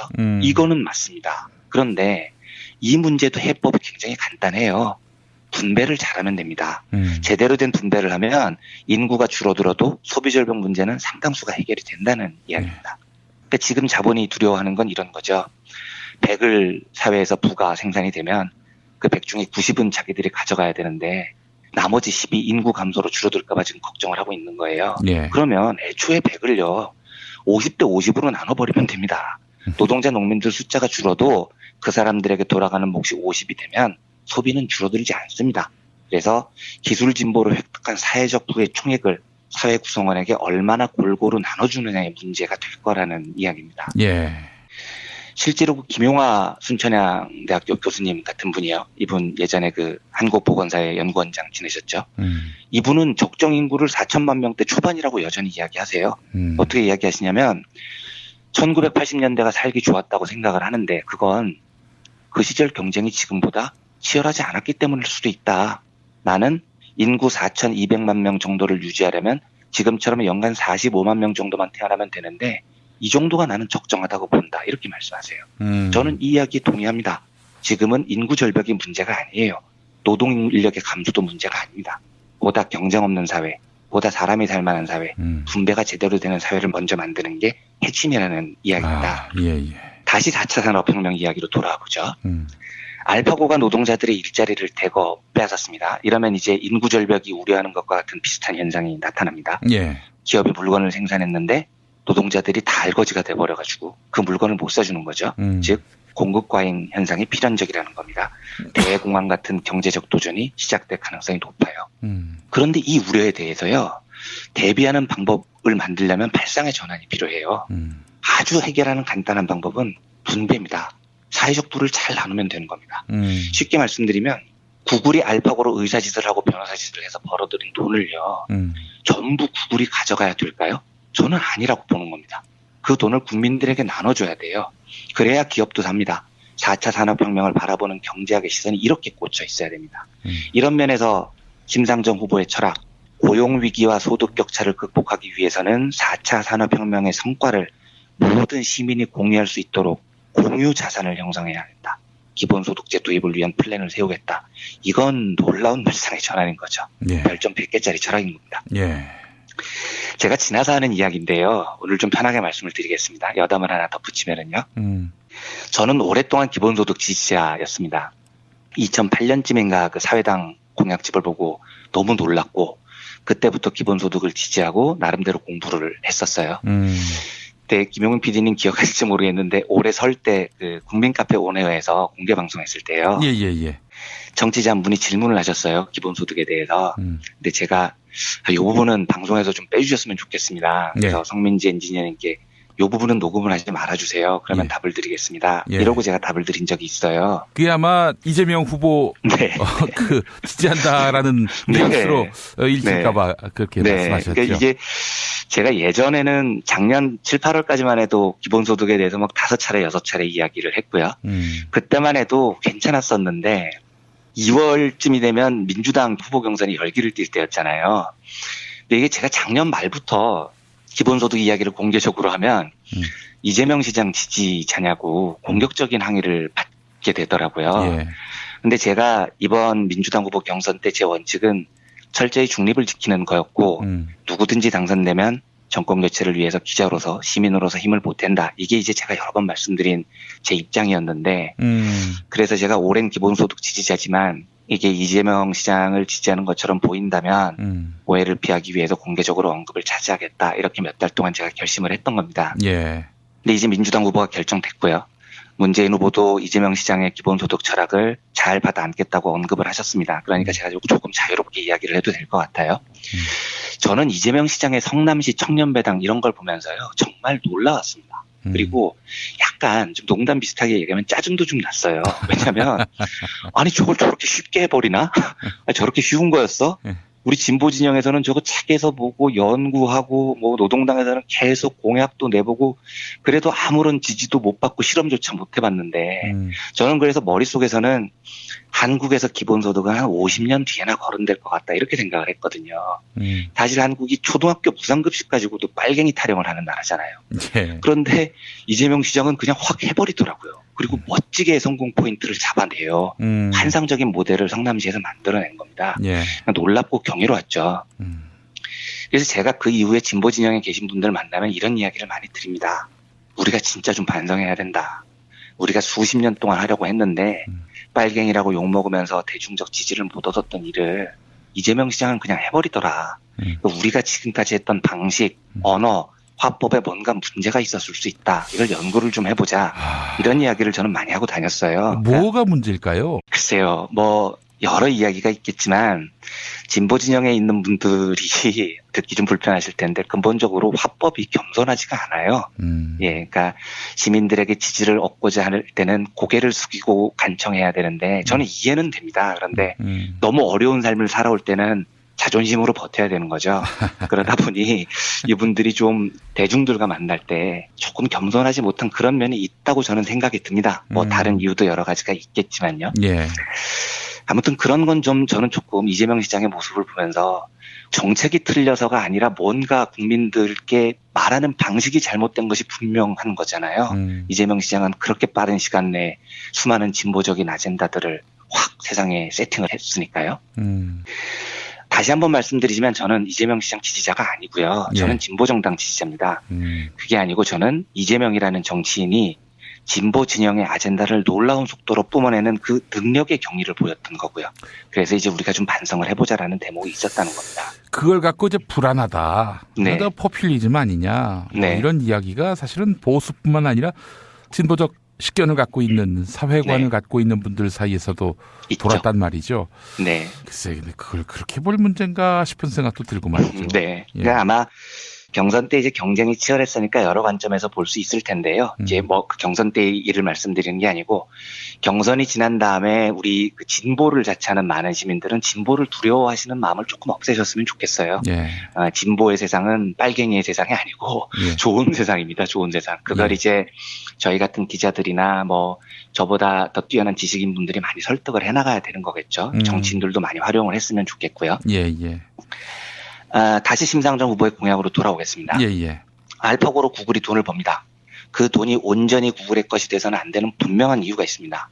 알파고가 예를 들어서 이세돌을 바둑으로 이겼죠. 네. 왜 이겼냐? 바로 수천만 판의 앞선 기보 바둑 기록을 알파고가 저장을 해서 활용했기 때문입니다. 그러면 알파고의 능력이 오로지 구글의 것이냐? 아닙니다. 인류 지식의 집합이죠. 그건 인류 모두의 것이에요. 그래서 그걸 구글이 다 가져가서는 안 된다는 겁니다. 나눠야 된다는 이야기죠. 예. 구글이 알파고 비슷한 걸로 의사를 대체하는 인공지능 로봇을 만들었다고 하겠습니다. 그래서 그 로봇이 사람을 잘 치료를 해요. 그렇게 해서 번 돈이 온전히 구글의 것이냐? 아닙니다, 당연히. 의학이라는 건요. 인류 지식의 누적치예요. 알파고는 그걸 저장을 해서 활용했을 뿐입니다. 예. 그러면 그 지식의 몫은 당연히 인류에게 돌려줘야 됩니다. 예. 저희가 네이버 검색창에서 검색어를 치면 다양한 지식이 나오죠. 그 이익을 전부 네이버가 다 가져가는 게 온당한가요? 저는 천만의 말씀이라고 생각합니다. 그거 다 블로그, 카페, 지식인에 참여한 인류 모두의 공유 자산이에요. 네이버는 플랫폼을 제공했을 뿐입니다. 그렇다면 지금 네이버가 검색으로 벌어들이는 돈의 상당수는 인류의 것입니다. 돌려줘야 됩니다. 예. 또 어떻게 돌려주냐고요? 인류 지식의 집합체에 대해서 개인별로 누가 얼마나 기여했는지를 확인하기가 어렵잖아요. 김용민 PD님은 환자로 병원에 많이 가셔서 구글의 의사 로봇의 데이터 축적에 기여한 바가 크니까 1만 원 돌려드리고 이완배는 병원에 잘 안 가서 기여한 바가 적으니까 1,000원 주고 이게 이럴 수가 없는 거지 않습니까? 그러네. 그러니까 기업이 4차 산업혁명으로 얻은 이익은요. 모두에게 공평하게 돌려주는 게 맞다는 겁니다. 인류 전체의 지식인으로요. 그리고 그게 바로 기본소득 제도라는 거죠. 그래서 4차 산업혁명의 성과를 모든 시민이 공유할 수 있는 공유자산을 형성을 해서 기본소득제로 풀겠다는 플랜은 심상정 후보의 이 공약은 100점 만점에 100점이 아깝지 않은 겁니다. 제가 참 좋아하고 많이 인용하는 말 중에 이런 게 있습니다. 일본 도시샤 대학교의 경제학과 하마노리코라는 교수님이 하신 말씀인데요. 이 하마노리코 교수는 아베를 죽기보다 싫어하는 분이에요. 그래서 인터뷰하는 거 보면 아베 이야기만 나와도 입술이 부들부들 떨리는 게 보이는 분입니다. 근데 이분이 이런 말씀을 하셨어요. 일본은 우아하고 좀 품위 있게 늙어갈 준비를 해야 된다. 이렇게 얘기를 합니다. 그러니까 일본 경제는 이미 충분히 성장했다는 겁니다. 더 이상 성장하자, 수출하자 이런 말 할 필요 없다는 거예요. 성장, 수출에 목을 매다 보면 저임금 국가하고 계속 경쟁을 해야 되는데 당연히 자국 노동자의 임금을 깎고요. 그렇게 하면 국민들 가처분 소득이 계속해서 줄고요. 당연히 국민이 가난해지고요. 내수도 박살이 납니다. 이런 방식으로는 문제가 해결 안 된다는 거죠. 예. 하마노리코 교수는 우리 지금도 충분히 부유하다. 그러니까 이제는 잘 나누자 이런 거예요. 성장 거리지 말고 저성장 국면을 솔직하게 인정하고 품위 있게 늙어가자 이런 주장인 겁니다. 저는 100번 동의해요. 우리도 마찬가지입니다. 4차 산업혁명이라는 아젠다를 보고 기업에게 무슨 혜택을 제공을 해서 뭐 성장 동력을 찾고 뭐 다 좋은데요. 저는 기본적인 철학이 사람에게 꽂혀 있어야 된다고 생각을 해요. 예. 인류 지식의 축적분을 기업이 활용하게 만든다면 그 소득은 다시 인류에게 돌려줘야 해결이 됩니다. 더 발전해야 돼, 기업이 더 돈을 많이 벌어야 돼 이런 성장주의가 아니고요. 구성원 모두가 어떻게 하면 풍요롭게 호주머니를 채워서 기업이 만든 물건을 쓰면서 행복하게 살 수 있느냐의 분배의 문제를 고민해야 된다는 겁니다. 한국도 좀 우아하게 늙어갈 필요가 있는 거죠. 아무튼 심상정 후보의 4차 산업공약 철학이 기본소득을 지지하고 강력한 분배론자를 자처하는 제 입장에서는 진짜 눈부시게 멋진 공약이어서요. 오늘은 그 철학을 공유해보고 싶어서 소개를 해드렸습니다. 예, 알겠습니다. 네. 결국 사람이군요. 그렇습니다. 네. 1차 산업혁명부터 계속 기계 효율 강조해오다가 이제 4차에 이르러서 사람을 보게 되네요. 예. 그렇습니다.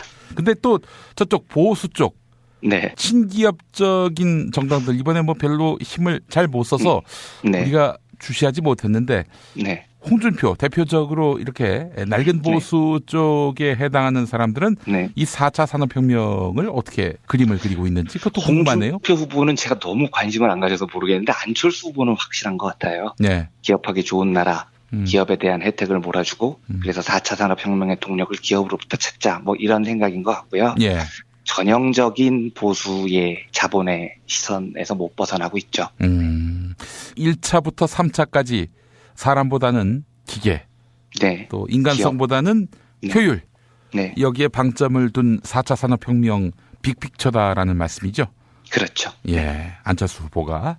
네. 알겠습니다. 자, 이완배 기자님 오늘 말씀 잘 들었습니다. 네, 감사합니다. 살다 보면 꽃 주문할 일이 생깁니다. 1566-0263 네이버에서 검색된 사이트보다 최대 2만 원 싸게 해드립니다. 좋은 사람과 플라워 1566-0263 잊지 마세요. 한우 사고를 집어넣고 24시간 팔팔 끓인 곰탕 연지연 곰탕. 어린이부터 노인까지 누구나 좋아하는 건강식 연지연 곰탕. 택배로 신청하시려면 010-7252-1114. 금요일 방송분입니다. 민중의 소리 이완배 기자와 함께하는 경제의 속살. 민중의 소리 이완배 기자와 함께하는 시간입니다. 자, 이완배 기자님 나와 계시죠? 네, 안녕하십니까. 예. 어제 TV 토론 보셨습니까? 저는 사실 못 봤습니다. 그래서 이제 유튜브로 검색어 상위에 오른 것들만 뒤늦게 확인을 했습니다. 아, 그렇군요. 네. 그런데 주정론이 또 나왔단 말이죠. 네. 예. 주된 적 이런 의미의 주정론. 예. 네. 저는 1997년 대선 당시에 한국 논단이 주최했던 그 사상검증 토론회. 근데 정말 기념비적인 멘트들이 많이 나왔습니다.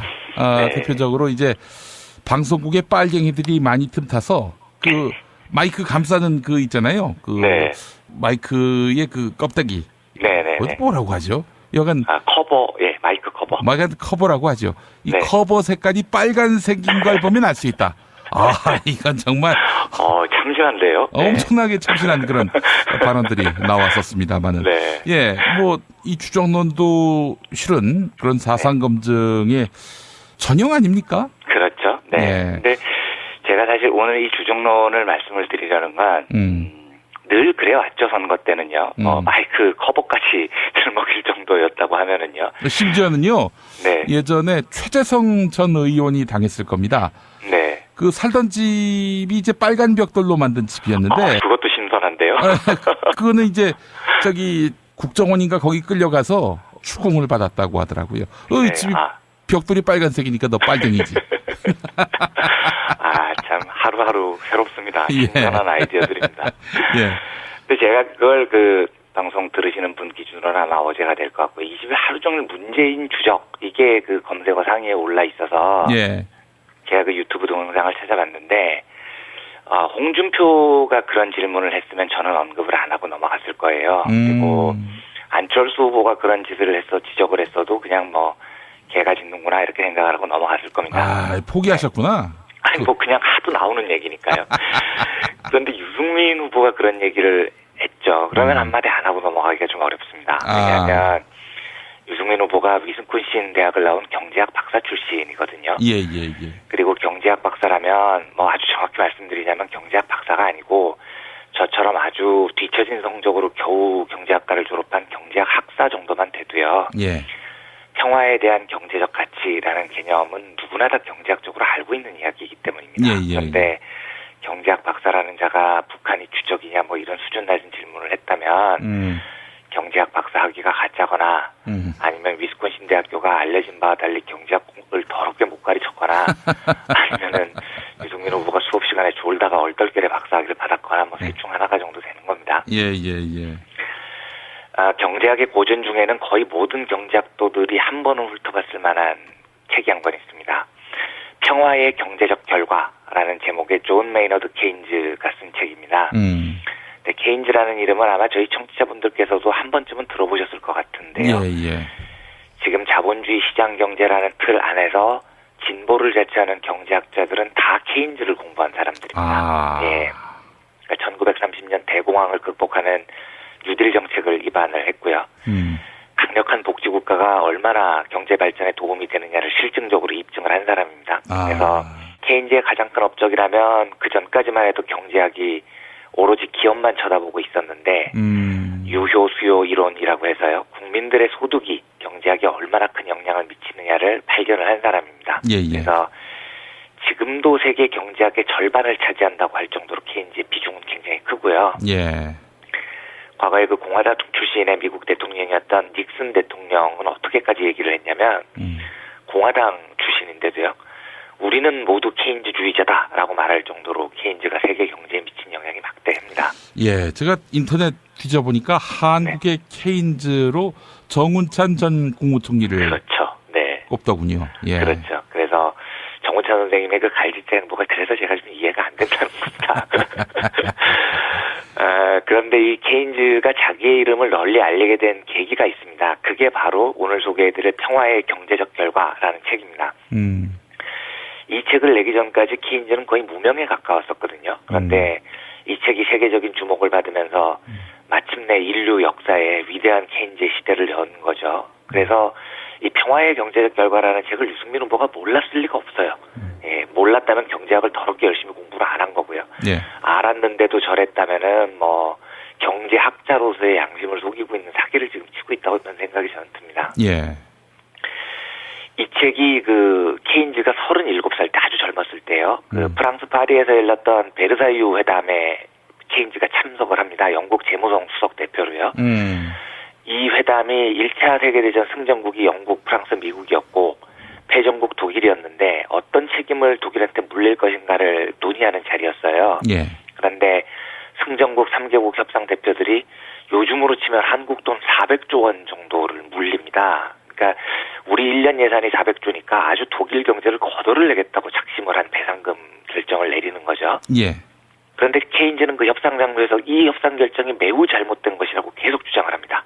그리고 이거를 거의 25분의 1 미만으로 줄여야 된다, 배상금을. 이렇게 주장을 했는데 다 무시당하고 결국은 400조 원이라는 어마무시한 배상금을 독일한테 물리죠. 그래서 케인즈가 열받아서 영국으로 돌아와서 쓴 책이 바로 이 평화의 경제적 결과라는 책입니다. 케인즈 주장은 이런 겁니다. 인류 역사를 살펴보면 전쟁을 치른 이후에 승전국들이 패전국들을 대하는 태도에 일관된 정치적 견해가 있었다는 거예요. 그게 뭐냐면 응징, 대립 이런 거죠. 근데 이게 경제를 되게 모르는 견해라는 게 케인즈의 주장이었어요.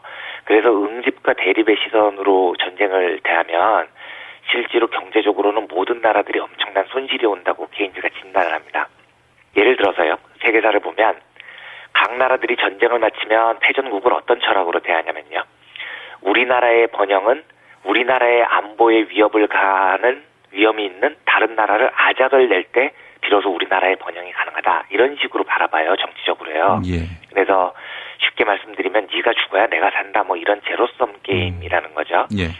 보통 전략학자들이 말하는 이 제로섬 게임의 출발이 기원전 2세기의 그 로마하고 카르타고 사이에 벌어진 포에니 전쟁을 예를 많이 듭니다.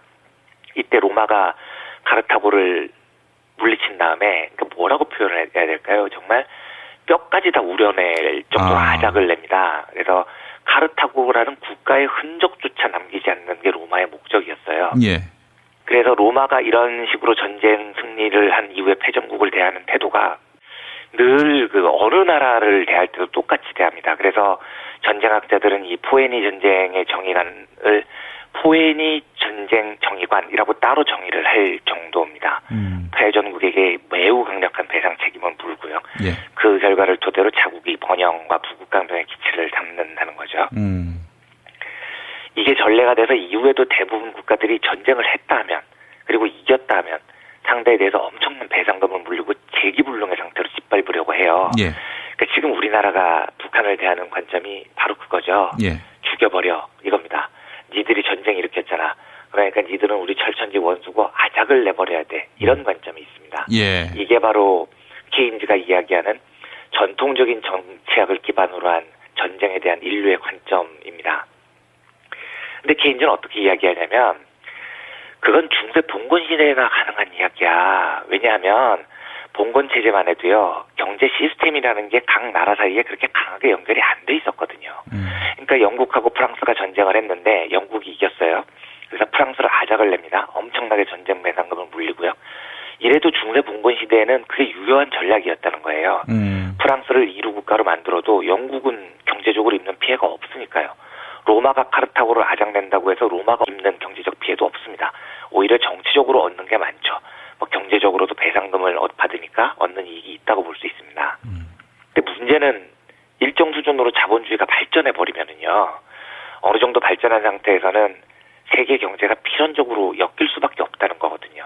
그러니까 경제라는 카테고리 안에서는 이웃한 나라들의 경제적 몰락은 반드시 옆에 나라의 경제적 몰락을 유발을 합니다. 그래서 전쟁에서 이겼다는 이유로 한 나라를 아작을 내버리면 이긴 나라도 진 나라의 경제가 아작난 여파를 반드시 겪게 돼요. 승전국도 패전국의 경제 위기에 물려 들어간다는 겁니다. 예. 그래서 결국은 손해를 입는다는 게 케인즈의 놀라운 통찰이었습니다. 케인즈가 관찰한 사례가 이런 겁니다. 1870년 알사스 로렌이 유명한 지역이죠. 맨날 여기 가지고 프랑스하고 독일하고 싸웠는데요. 그 당시에 이제 프로이센하고 프랑스 사이에서 알사스 로렌 지역의 영토권을 놓고 전쟁을 벌입니다. 이때 전쟁에서는 프로이센이 이겨요. 그래서 패전국 프랑스한테 엄청난 배상금을 물립니다. 이게 포에니 전쟁적 정의관에 입각해서 그렇게 한 거죠. 예. 그런데 그렇게 배상금을 물렸더니 프랑스 경제가 아작이 나버립니다. 뭐 인플레이션도 엄청나게 생기고요. 그랬더니 그 여파가 승전국인 프로이센에 미쳐서 프로이센 경제도 엄청난 후퇴를 겪게 됩니다. 재정 위기에 프로이센이 빠지게 돼요. 예. 그러니까 일단 자본주의가 어느 정도 발전을 해서 이렇게 상호 의존적인 경제 체제를 갖추면 승전국이 패전국을 짓밟는 건 정답이 아니라는 겁니다. 이게 1차 세계대전국 이후에도 케인즈는 똑같은 관점을 유지를 해요. 어떻게 보냐면 가난한 독일이 이웃나라로 있는 것보다 적당히 잘 사는 독일이 이웃나라로 있는 게 영국이나 프랑스의 경제성장에 힘과 기회를 얻을 수 있다. 이렇게 말을 해요. 예. 그러니까 지식이나 기술 발전의 측면에서도 마찬가지고요. 이웃나라에서 새롭게 개발된 기술이 있으면 옆에 나라는 또 그 나라로부터 기술을 모방해서 발전을 할 수 있고요. 근데 반대로 이웃나라가 기술 발전이 전혀 없는 망가진 후진국이면 한 나라는 경제적인 상호작용에 의해서 기술 발전 기회를 누릴 기회도 잃고 경제적으로도 어려움에 처한다는 겁니다. 그래서 케인즈는 현대 자본주의 체제에서는 국가 사이에서 대립하는 것보다 상호 의존성이 굉장히 높기 때문에 패전국이라 할지라도 배려를 해줘야 된다고 이야기를 해요. 예. 그래서 독일에게 가혹한 배상금 정책을 집행하면 결과적으로 독일에서는 엄청난 인플레이션이 발생할 건데 케인즈가 예상을 한 거는 그렇다면 독일은 결국 사회주의의 지배를 받거나 아니면 새로운 전쟁이 일으킬 거다. 그 모든 대가는 승전국들이 치르게 될 것이다. 이렇게 예상을 합니다. 예. 그런데 케인즈의 예상이 들어맞죠. 결국 막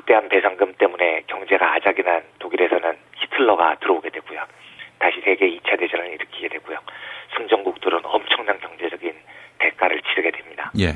우리나라하고 너무 일치하는 사례를 지금 케인즈가 들고 있는 거죠. 이제 유승민의 주적 발언은 그런 거예요. 북한을 적으로 돌리고 아작을 내면 우리 신나지 이런 건데 그걸 왜 문재인 너는 동의를 안 해? 너 빨갱이지 뭐 이런 소리를 하는 건데요. 경제학적으로는 무지하게 위험한 발상인 겁니다. 그래서 북한을 아작을 내면요. 그 경제적 여파로 제일 크게 피해를 입을 나라가 어디겠습니까? 우리거든요. 우리가 다 떠안아야 돼요. 예. 제가 과거에 그 방송에서도 한번 말씀드린 적이 있었는데 2003년에 부시가 이라크 전쟁을 일으켰을 때요. 제가 부시가 비장한 표정으로 이라크를 침공한다 발표를 할 때 되게 황당했었다는 말씀을 한번 드린 적이 있었거든요. 예. 왜냐하면 아니 얻어맞기는 오사마 빈 라덴한테 얻어맞고 왜 갑자기 두들겨 패기는 이라크를 두들겨 패는 거지? 이게 제 궁금증이었어요. 오사마 빈 라덴은 시리아 사막에 숨어 있는데 왜 갑자기 바그다드에 폭격을 가하느냐는 겁니다. 실제로 바그다드에 생화학 무기 공장을 폭격한다는 명분으로 부시가 전쟁을 일으켰는데 나중에 다큐멘터리 작가들이 가봤더니 폭격을 받은 공장은 생화학 무기 제조 공장이 아니고 비료 공장이었다는 거죠. 그러니까 일방적으로 조작을 해서 전쟁을 일으켰다는 건데 저는 당시만 해도 부시 전략이 이해가 안 됐던 게요. 예. 전쟁은 결과적으로 반대 여론을 불러일으키는데 시리아 사막에 폭탄을 퍼부으면 그래도 좀 덜 욕을 먹거든요. 근데 바그다드를 아작을 내면 분명히 민간인들이 죽을 거고 국제적으로 여론이 안 좋아질 텐데 왜 저런 짓을 할까? 그러니까 제가 궁금했었던 거예요. 왜냐하면 종래의 미국의 전쟁은 미국 군수업자들이 조작을 한 전쟁이었고 군수업자들이 쌓여있는 무기를 한번 팔아치우는 그런 과정이었기 때문에 단순히 무기를 팔아치운다는 과정이라면 시리아 사막에서 쏟아붓는 게 훨씬 더 낫게 보였거든요. 그런데 바그다드를 쳤단 말입니다. 그게 나중에 종전이 된 다음에 제가 이해가 됐습니다. 전쟁이 끝나니까 월가의 금융자본들이 바그다드 재건 사업을 벌였던 거죠. 그리고 전부 바그다드 재건 사업 투자를 통해서 10배 이상의 투자 수익을 누렸습니다. 그러니까 즉 요즘 현대 전쟁의 양상은 이렇게 바뀐 겁니다. 군수자본이 한 나라를 아작을 내고 금융자본이 거기에 들어가서 새로 도시를 재건하면서 돈을 법니다. 무기업자들은 때려 부수고 금융자본자들은 새로 짓고 이러면서 꼭 먹고 알 먹고 군수자본도 돈 벌고 금융자본도 돈 벌고 이런 시스템을 지금 만들어 놓은 겁니다. 예. 그렇다면 지금 미국이나 강대국 입장에서 전쟁을 일으키기에 제일 좋은 나라가 어디일 것 같습니까? 수단, 오만 이런 나라가 아닙니다. 왜냐하면 그런 나라는 전쟁을 해도 금융자본 입장에서 돈이 안 돼요. 그런 나라를 아작을 내버려도요. 재건사업하러 들어가면 돈을 못 받습니다. 너무 가난해서요. 네.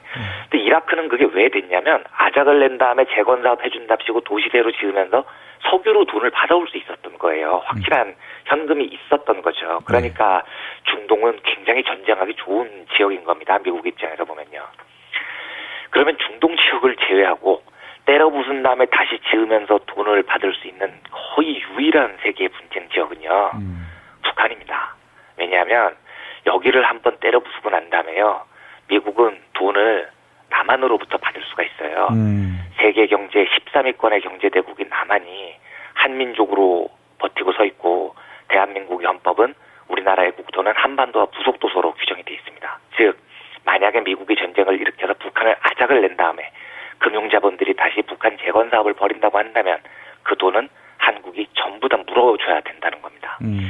그래서 저는 한반도가 굉장히 위험하다고 봅니다. 전쟁의 날 확률로 따지면 전 세계 거의 중동 지역을 빼면 유일하게 미국이 때려 부수고 재건하면서 돈을 받을 수 있는 지역이기 때문입니다.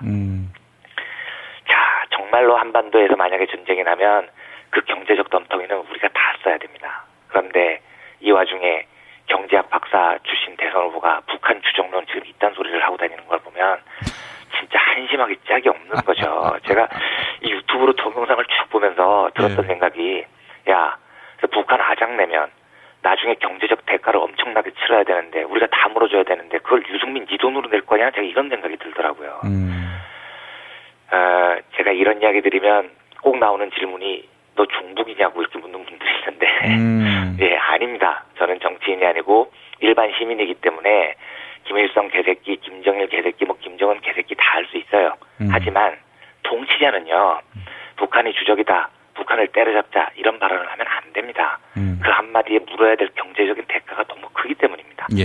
심지어 북한을 때려잡을 수 있다고 쳐도요. 그런 발언을 통치자가 해서는 안 돼요. 왜냐하면 때려잡은 다음에 지불해야 될 돈을 우리가 다 물어줘야 된다니까요. 그렇죠. 그걸 어떻게 감당할 겁니까? 국제법적으로도 이거 뭐 사실은 논란의 여지가 많습니다. 그렇습니다. 네. 뭐 경제적 손실은 뭐 네. 차치하고서라도 말이죠. 예. 네. 그러니까 이 복잡한 문제를 가지고 선거 때만 되면 색깔 논문으로 들이미는 건 한마디로 이제 더 이상 좀 안 보고 싶은 꼬라지긴 한데 그걸 경제학 박사가 얘기를 하니까 제가 너무 화가 났던 겁니다. 그래서 오늘 뭐 그런 의미에서 케인즈의 고전인 평화의 경제적 결과라는 책을 소개를 해드렸습니다. 예. 아마 본인은 이렇게 국방 안보만큼은 자유한국당, 바른정당의 전신인 새누리당, 또 그 전신인 한나라당, 또 그 전신인 신한국당, 그 전신인 민주자유당, 또 그 전신인 민주정의당, 이 계보의 정체성을 그대로 유지하는 것이 정치적으로 도움이 된다라고 판단한 것 같습니다. 아, 자기도 머리가 있지, 이런 분단 논리로 과연 무슨 도움이 되겠는가 모르겠습니까? 알지만. 그렇겠죠. 알고 했겠죠. 예. 그러니까 더 화가 나죠. 네, 그렇죠. 알면서 표를 위해서 이렇게 참 마음에 없는 이야기를 하는 거 답답한 일입니다. 예. 자, 이완배 기자님 오늘 말씀 잘 들었습니다. 네, 감사합니다. 김용민 브리핑과 함께하는 브리핑 대리운전 1522-9687 수익금 일부는 김용민 브리핑 드라마 악인 열전 제작비로 쓰입니다. 1522-9687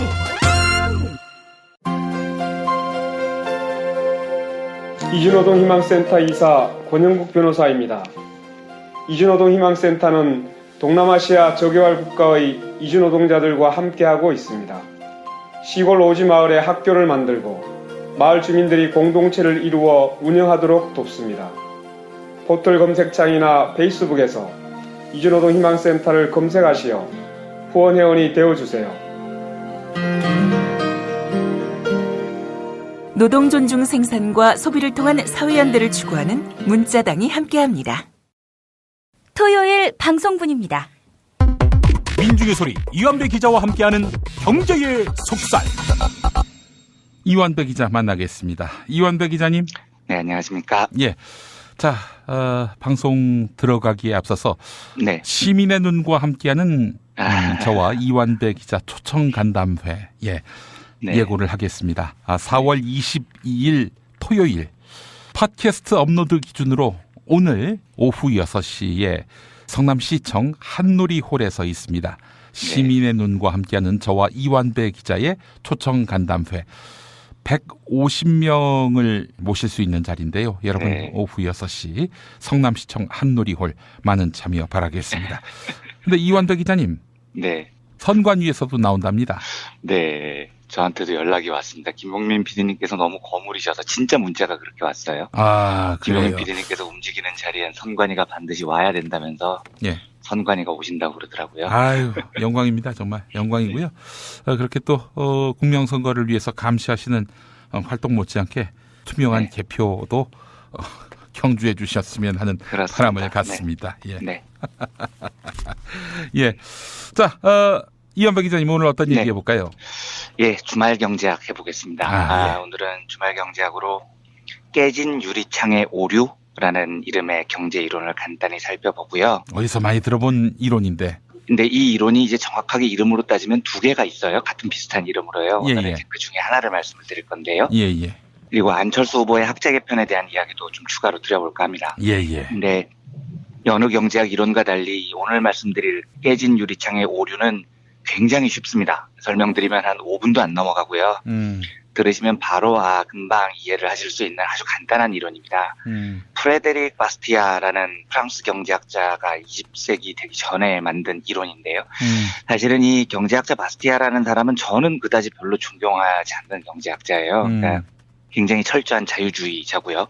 깨진 유리창 이론 빼고는 별로 이렇게 배울 만한 구석이 없었던 경제학자로 저는 기억이 됩니다. 그런데 이 깨진 유리창의 오류 이론이 너무 멋진 비유여서 이거 하나만으로 자기 이름을 경제학 역사책에 굵게 아로새긴 그런 좀 행운아이기도 해요. 내용은 이렇습니다. 빵집 아들이요. 실수로 자기 집 유리창을 깨요. 그러니까 아빠가 열이 받은 거죠, 빵집 사장이. 그래서 주인은 아들을 막 심하게 야단을 칩니다. 근데 옆에 있던 꽃집 사장이 와가지고 말리는 거죠. 아니 왜 그렇게 애를 야단을 치느냐. 잘 생각을 해봐라. 네가 지금 네 아들이 네 빵집 유리를 깨는 바람에 얼마나 마을 경제에 큰 도움을 줬는지를 생각을 해봐라. 당신 우선 유리창 깨졌으니까 새 유리 사러 가라 할 거 아니냐. 그러면 유리창 수리업자가 돈 벌게 될 거 아니냐. 예. 그러면 유리창 수리업자는 그 돈을 벌어서 또 다른 곳에 쓸 것 아니냐. 그러면 다른 곳에서도 또 소득이 생길 거 아니냐. 결과적으로 니네 집 아들이 유리창을 깬 건 우리 마을의 소득과 고용 창출에 엄청나게 기여를 했다. 그러니까 창을 깬 아들을 몹시 칭찬해 주렴. 뭐 이렇게 이제 조언을 했다는 겁니다. 일견 들으면 그럴싸해 보이는 이 가설이 맞느냐. 바스티아는 헛소리 작작해 이렇게 단언을 합니다. 예. 이렇게 설명을 해요. 왜냐하면 빵집 주인 아들이 유리창을 안 깼으면은요. 그 빵집 주인이 돈을 안 썼던 게 아니라는 거죠. 유리창 대신에 신발을 샀을 겁니다. 아마 신발을 살 생각이 있었다면은요.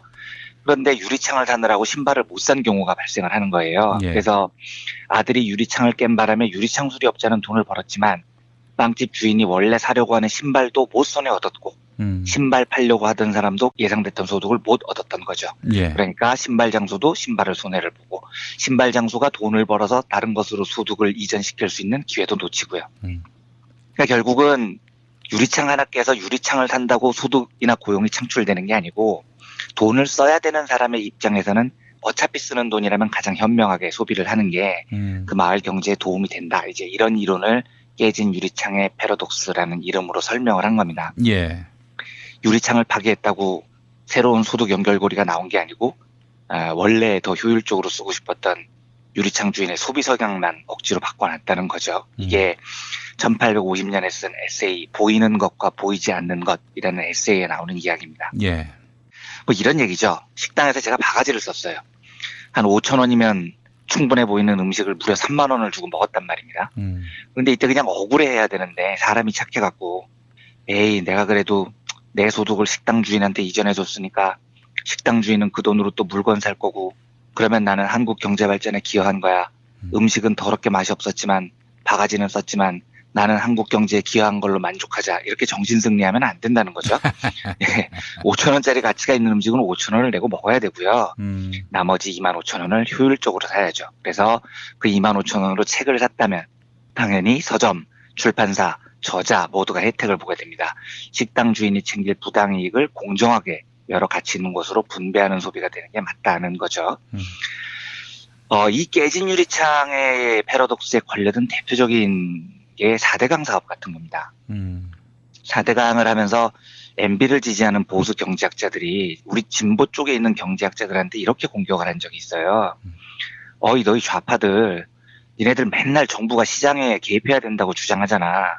케인즈 지지한다고 주장하잖아.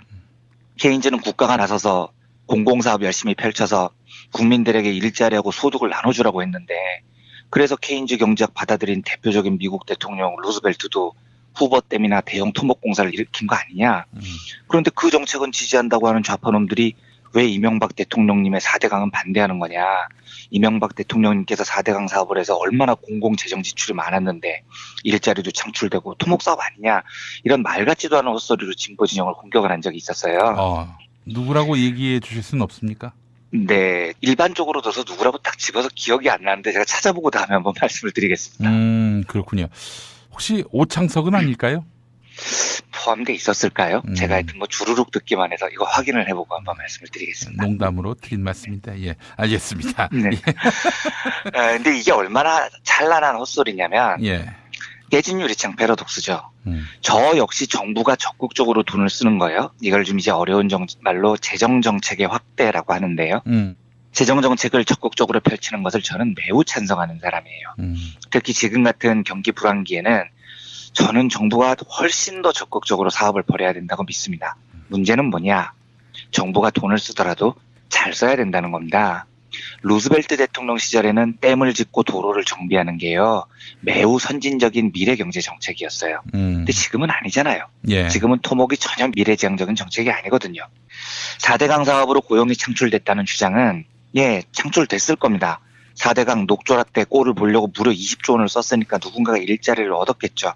그런데 그 20조라는 게 국가 예산의 5%나 되는 어마무시한 돈입니다.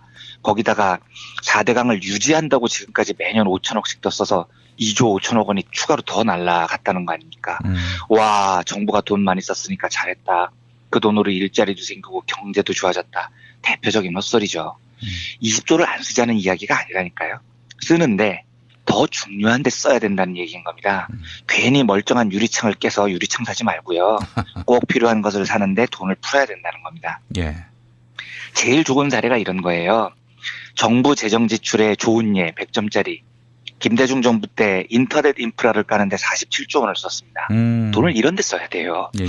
그러니까 그때 인터넷 인프라를 깔아놓은 덕에 한국이 지금 엄청난 IT 강국이 된 겁니다. 이걸 녹조라 때 만드는데 쳐부었으니까 나라 경제가 거덜이 나는 거죠. 예. 실제로 이번에 발표된 제가 몇 번 언급을 한 문재인 후보의 대선 경제 공약이요. 제이노믹스라고 부르던데 사람 경제 2017이라고 하는 제가 관점이 매우 훌륭하다고 말씀을 드렸지만 문재인 후보의 공약도 보면 강력한 정부 지출을 추구해요. 그래서 정부가 쓰는 돈의 규모의 증가율을 지금까지는 한 매년 3.5% 정도 늘려왔는데 문재인 후보가 대통령이 되면 이걸 단번에 7%까지 끌어올리겠다는 겁니다. 그래서 당선되면 즉시 추가 경정 예산을 편성을 하겠다고 공약을 했고요. 매우 맞는 방향입니다. 솔직히 말씀드리면 저는 그 얘기를 딱 듣는 순간에 조금 더 올려도 되지 않을까? 정부 지출 규모를 좀 단기간에라도요. 그런 생각도 들었습니다. 그러니까 제가 한 몇 달 전까지만 해도 한국 경제 미래를 매우 어둡게 봐서 단기간에 회복을 하기 위해서는 폭탄을 쏟아붓듯이 정부가 좀 돈을 쓰는 시간이 필요하다. 한국 경제가 완전히 위험한 경착륙을 막기 위해선 그런 방법도 필요하지 않을까 이런 생각을 제가 하고 있었거든요. 그런데 이제 최근에는 이 생각이 좀 바뀌었습니다. 이유는 제가 분석을 좀 더 해봐야 되겠는데 세계 경제가 우려했던 것처럼 난장으로 빠지지 않고 있더라고요. 예. 그리고 의외로 한국 수출이 지금 6개월째 아주 조금씩 계속 늘어나고 있습니다. 그러니까 작년 말부터 가계부채 문제에 트럼프식 보호무역이 겹치면 수출 의존도가 높은 한국 경제가 매우 위험의 상황에 빠질 것이라는 걱정을 제가 여러 번 방송에서 말씀을 드렸는데 예. 의외로 트럼프의 보호무역 위력이 세계 경제를 크게 뒤흔들지 못한 탓인지는 모르겠지만 한국 수출 지표를 보면 물론 좋은 건 아니에요. 그런데 의외로 잘 버티고 있습니다. 이 말은 정말로 다행히도 한국 경제의 큰 위기를 걱정했던 제 예상이 지금 틀리고 있다는 거죠. 이건 되게 다양한 일입니다. 예. 이렇다면 뭐가 좋냐면 경제가 파국으로 치닫는 것을 아주 운 좋게 모면을 하게 된다면 다음 정부가 경제적으로 움직일 공간이 좀 넓어집니다. 예. 그러니까 김대중 정부처럼 아예 거덜이 난 국가를 물려받으면은요, 진짜 힘들거든요. 김대중 아니라 김대중 조상님이 오셔도 답이 없는 상황이 되는 거죠. IMF를 물려받았으니까요. 근데 아무튼 세계 경제 상황이 제가 우려했던 것보다는 조금 나아 보여서 한숨을 좀 돌리고 있는 중이고요. 그렇다면 애초에 제가 생각했던 다소 무리가 되더라도 정부가 돈을 무지막지하게 쏟아부어야 되는 일은 피할 수도 있을 거예요. 그렇다면 정부 지출 증가율을 지금까지 평균 3.5%에서 한 7% 정도로 늘리겠다는 문재인 후보 측의 공약은 적절해 보입니다. 근데 아무튼 요지는 정부 지출을 늘려야 된다는 겁니다. 문제는 늘린 지출을 어디에 쓰느냐는 건데 4대강 같은 너절한 사업이 아니고요. 유리창 일부러 깨고 쓸데없는 데 돈을 쓰는 게 아니고요. 미래를 위한 경제구조 개편을 위해서 써야 된다는 겁니다. 그런 관점에서 사람의 투자에서 경제 시스템의 변화를 이뤄내자는 문재인 후보 발상은 매우 훌륭하다고 보여집니다. 예. 제가 오늘 이 깨진 유리창의 역설에 대해서 하나 덧붙이고 싶은 이야기는요. 안철수 후보의 학제 개편 공약에 관한 겁니다. 예, 지금 이제 633을 552로 바꾼다는 건데 초등 5, 중등 5, 직업학교나 진로 탐색학교 2 이렇게 바꾼다는 거죠. 문제는 제가 이 교육 분야에 대해서 지식이 일천해서 진짜 이게 좋은 공약인지 나쁜 공약인지를 모르겠어요. 왜 하는지도 잘 모르겠고요. 근데 문제는 이 일을 하는데요. 안철수 후보 쪽에서 주장하는 것만 봐도요. 시범 사업에만 지금 8조 원이 든다고 하더라고요. 그리고 민주당 쪽에서 반론을 보니까 한국교육개발원 2016년 보고서에 따르면 9월로 가을 학기제로 바꾸는 학제 개편에만도 10년간 14조 원이 든다고 발표를 해요. 그러면 이제 이걸 안철수 후보가 하자는 552 학제를 제대로 하려면 최소한 20조는 넘게 들 것 같이 보이는 모양새입니다. 근데 좋습니다. 정부가 돈을 쓰는 것에 대해서 저는 반대 안 해요. 더구나 교육을 위해서라면요. 문제는요. 저는 저 돈을 써서 뭘 얻느냐가 되게 궁금한 겁니다. 20조가 넘는 돈을 예를 들어서 쏟아부어서 고작 하는 일이 초등학교 6학년을 5학년으로 바꾸는 건가요? 뭐가 좋은지 전 잘 모르겠거든요. 그러니까 이거야말로 전형적인 깨진 유리창의 오류인 것 같아요. 20조라는 돈으로 교육을 정말 혁신적으로 바꾸려고 고민하면 얼마나 많은 일을 할 수 있겠습니까? 20조면 우리나라 1년 교육 예산이 대략 50조 되는데 여기에 40%나 되는 막대한 돈입니다. 그런데 그걸 멀쩡한 유리창 깨고 수선하는 데 쓴다는 게 경제학적으로 보면 저는 좀 이상한 거예요. 그래서 저는 통치자들이 중요한 공약을 발표할 때 제발 공약이 나타내는 그 외양보다도요. 본질을 건드리는 이런 근본적인 발상을 좀 가졌으면 좋겠습니다. 그러니까 지금 우리나라 교육 문제의 본질을 건드리는 거죠. 이게 학제 개편이냐. 그러니까 초등학교 6학년이 아니라 초등학교로 5학년을 다니면 이 사교육 천지에 있는 학생들에게 비경쟁적인 곳으로 이렇게 옮겨올 수 있는 그런 근본적인 해결책이 되느냐는 거죠.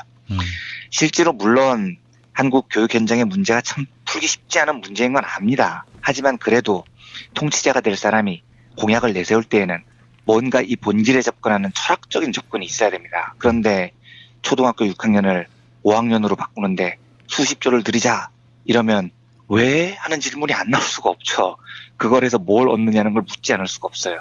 그런데 제 상식으로는 제가 지식이 부족해서 그런지는 모르겠지만 저 일을 하는데 수십조를 쏟아붓는다는 것은 경제학적으로 이해가 좀 되지 않습니다. 공약이 외형뿐 아니고요. 한국 사회가 갖고 있는 본질을 건드리는 훌륭한 100점짜리 선례가 하나 있습니다. 이거 한번 소개를 드렸는데요. 저는 공약이란 이래야 된다고 보는 사람입니다. 노무현 대통령의 수도 이전 공약이 그런 거죠. 그러니까 외형적으로는 수도를 옮겨서 수도권의 과밀화를 막고 지역 균형 발전을 이뤄낸다. 뭐 이것도 훌륭한 외형이에요. 그런데 이 외형의 공약 안에는 사실은 본질에 대한 근본적인 변혁 의지가 들어가 있습니다. 불평등에 대한 저항 의지가 담겨 있는 거예요.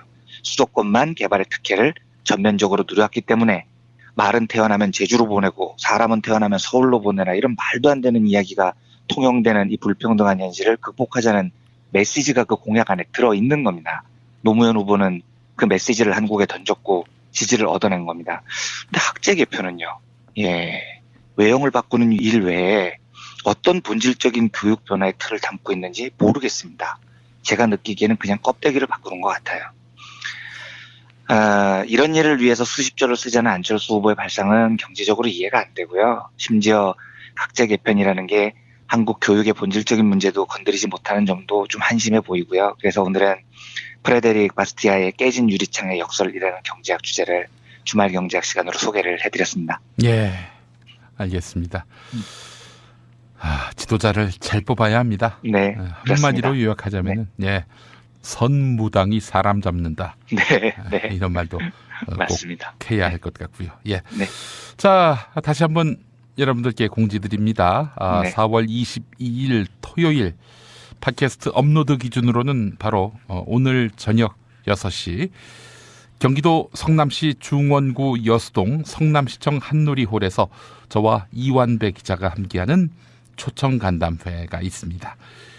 공개 방송 같지만은 이게 실황이 녹음돼서 여러분들께 전해지진 않습니다. 그냥 그 현장에서 하고 마는 이야기입니다라고 했더니 선관위에서 오겠다라고 하신 것 같고요. 우리가 중계를 했다면은 선관위가 안 나왔을 수도 있을 텐데 뭐 그렇게 생각을 할 수도 있을 것 같은데요. 우리 이완배 기자님과는 토요일 저녁 6시에 성남시청에서 뵙겠습니다. 말씀 잘 들었습니다. 네, 감사합니다. 여러분 안녕하세요. 민중의 소리 아나운서 정혜림입니다. 이 어묵한 여왕님 치하에서 다들 잘 견디고 계시죠? 오늘도 종편의 주옥 같은 헛소리에 혼이 정상인 듯 정상 아닌 비정상 같은 여왕님의 우주 타령에 고구마 100개쯤 한꺼번에 삼킨 듯 답답한 마음에 죄 없는 가슴팍만 두들겨대고 계세요? 이젠 시원한 사이다 같은 민중의 소리와 함께하세요. 잘 키운 진보 언론 열종편 안 부럽습니다. 한 달 10,000원 소액 CMS 후원으로 민중의 소리에 큰 힘이 되어주세요. 1661-0451 1661-0451 전화 기다릴게요.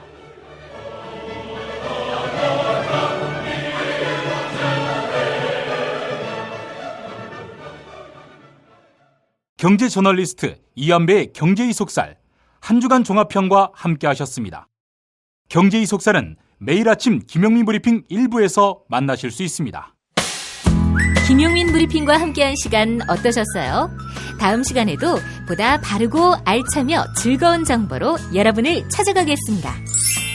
팟캐스트 포털 팟빵에서 다운로드하기, 구독하기, 별점 주기, 댓글 달기로 응원해주세요. 잊지 마세요.